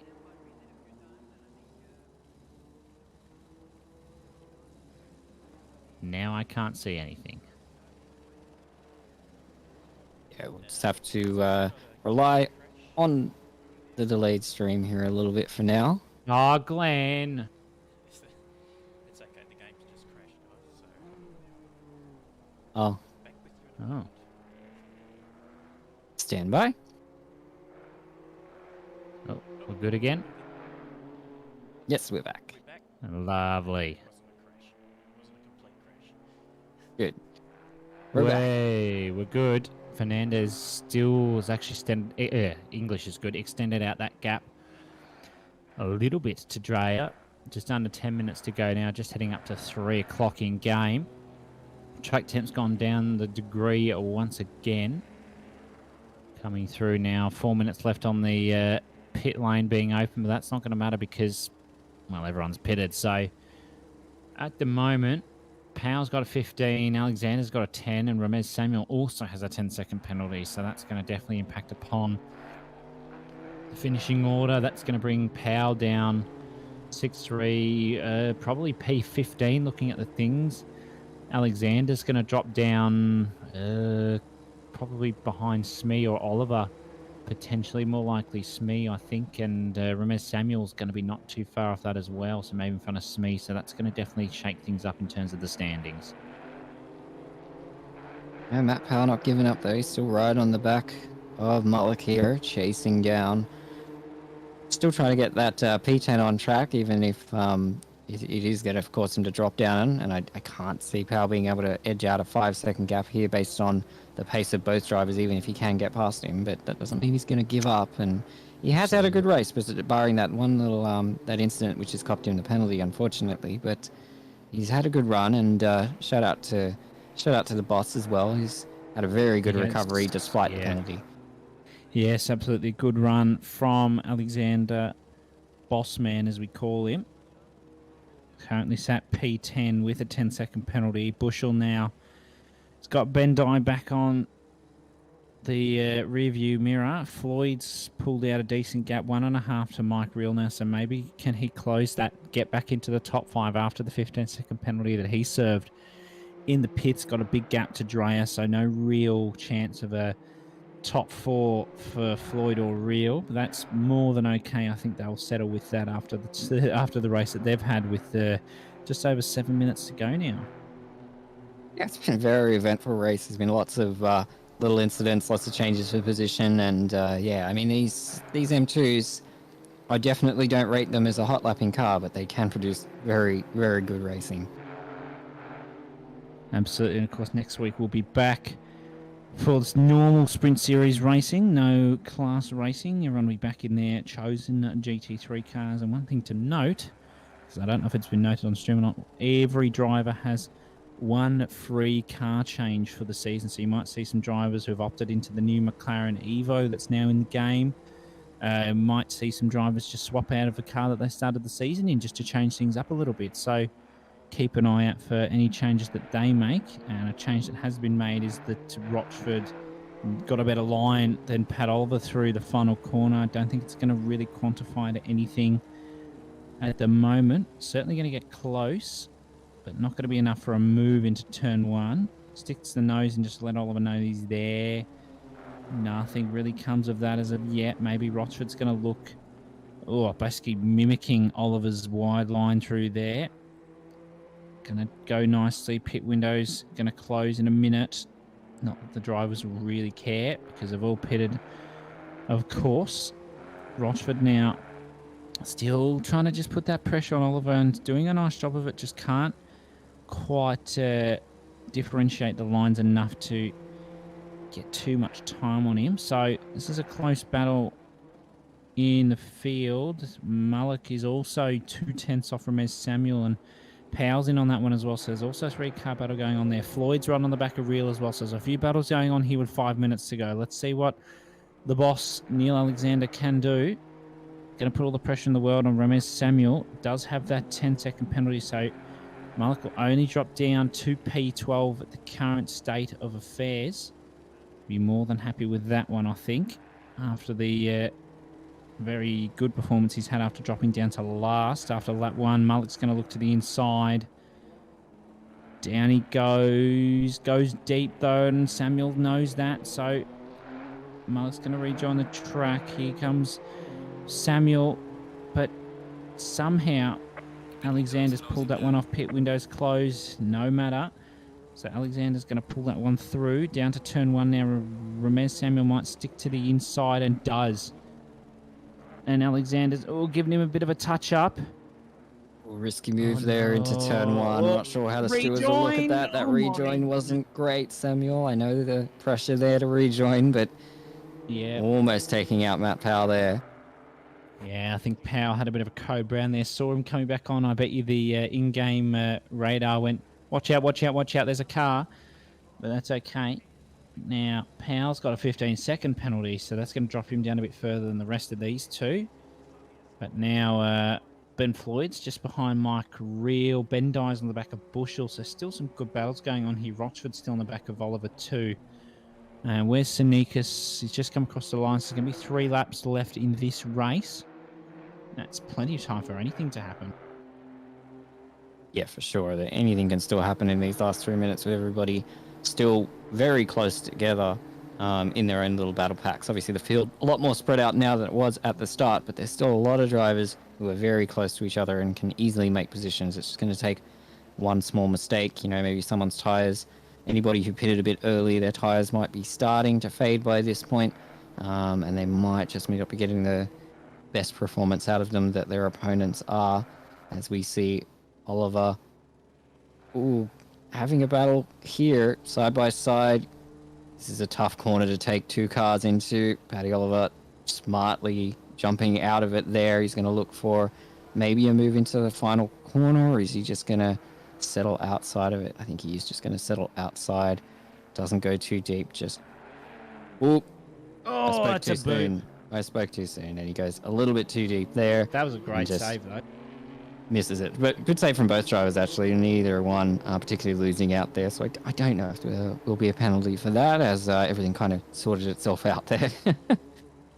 Yeah, stewards are still looking to it. Maybe a penalty given. 2.5 minutes to go now. Sonica's comfortably leading this race to Sweet. Fernandez. Here's Ben Floyd, though, on Mike Reel now. He's been waiting for this one for a few laps. Has been within 2/10 for the past lap and a half, 2 laps. Hasn't been able to pull this one off. Reel's been defending very well. This is Floyd comfortably sitting in the podium position for the pro class. Just sticks the nose in. Maybe waits for a mistake from Reel, and there's the mistake. Is it going to be enough to get side by side? I don't think it is.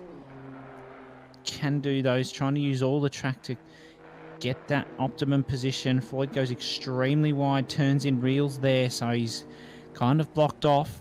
Sneakers on the second last lap now. Floyd needs to make a move if he wants any hope of a top 5. Reel's just going to block, doesn't have many laps left that he has to block for, so he's going to have to really pull something out here. Fernandez is 10 seconds behind. Sweet. Drea's 1.3 off him, so Fernandez is going to most likely step on the podium. Oh, and a bit of a tap there from Floyd.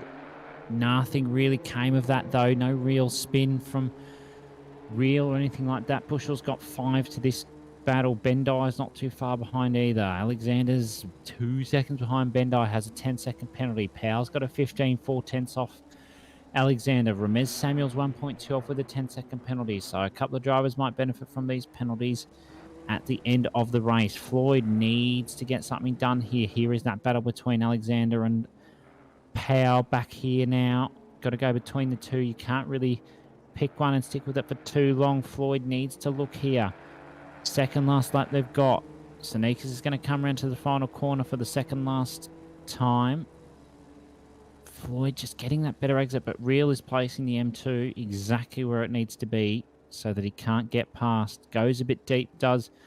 Floyd looks to the exits, not going to get much from it. Gets in the slipstream though, not going to be enough. Here's Powell as well on Alexander. They're both penalised, that's okay. Leader is on the final lap now. Coming through they go.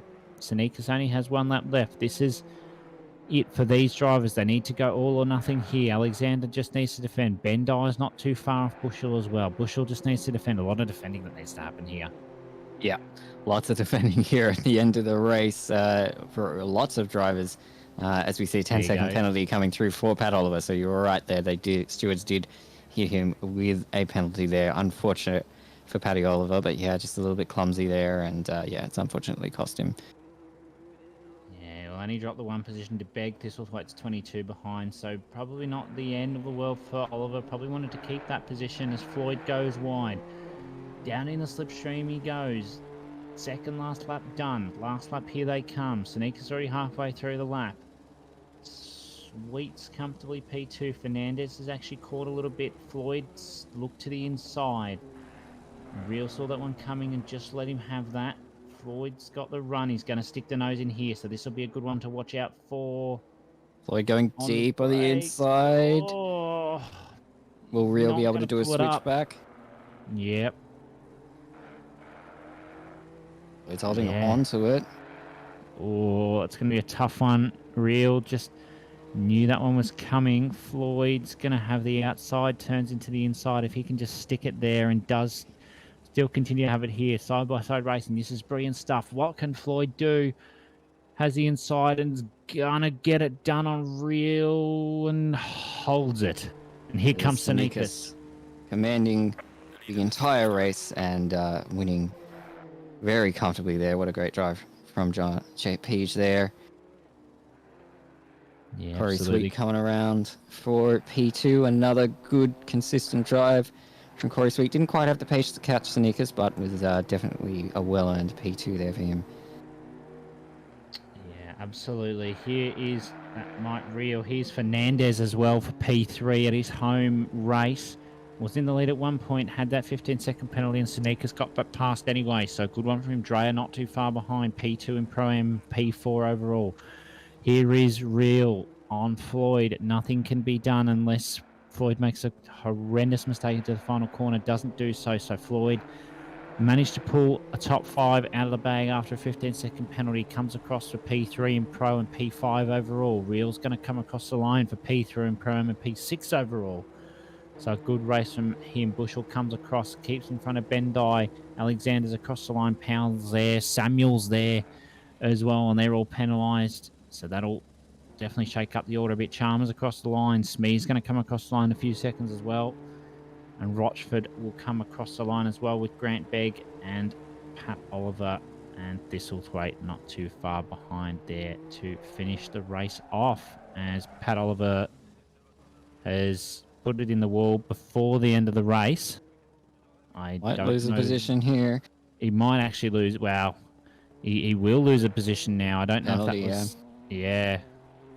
I don't think he was actually meant to do that on purpose. So this is like we'll get a position out of all that.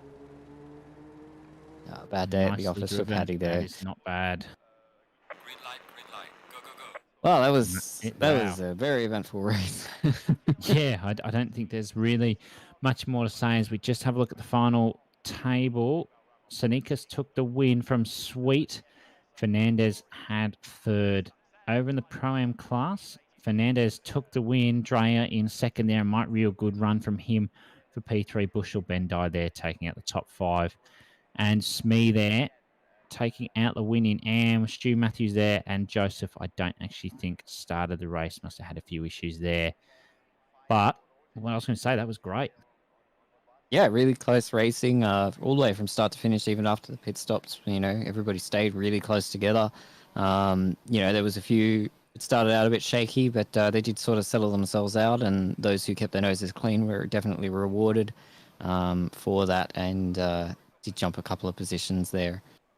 Yeah, absolutely. Now, this is the part where we just wait for Glenn to come back. Yeah, good call, guys. Well done. Sorry about the glitch there in the middle, but I'm not sure what happened there. But we're learning on the job. That's the way it works. Absolutely good race overall. Thank you, chat, for watching. Hope you enjoyed Split Blue and Split Red. Make sure to stay tuned. Still got Europe and North America coming up. Then next week, we're off to Mount Panorama to see who is the king or queen of the mountain. Cannot wait to see that one. Back in the GT3 cars, of course, so make sure to stay tuned in for that one.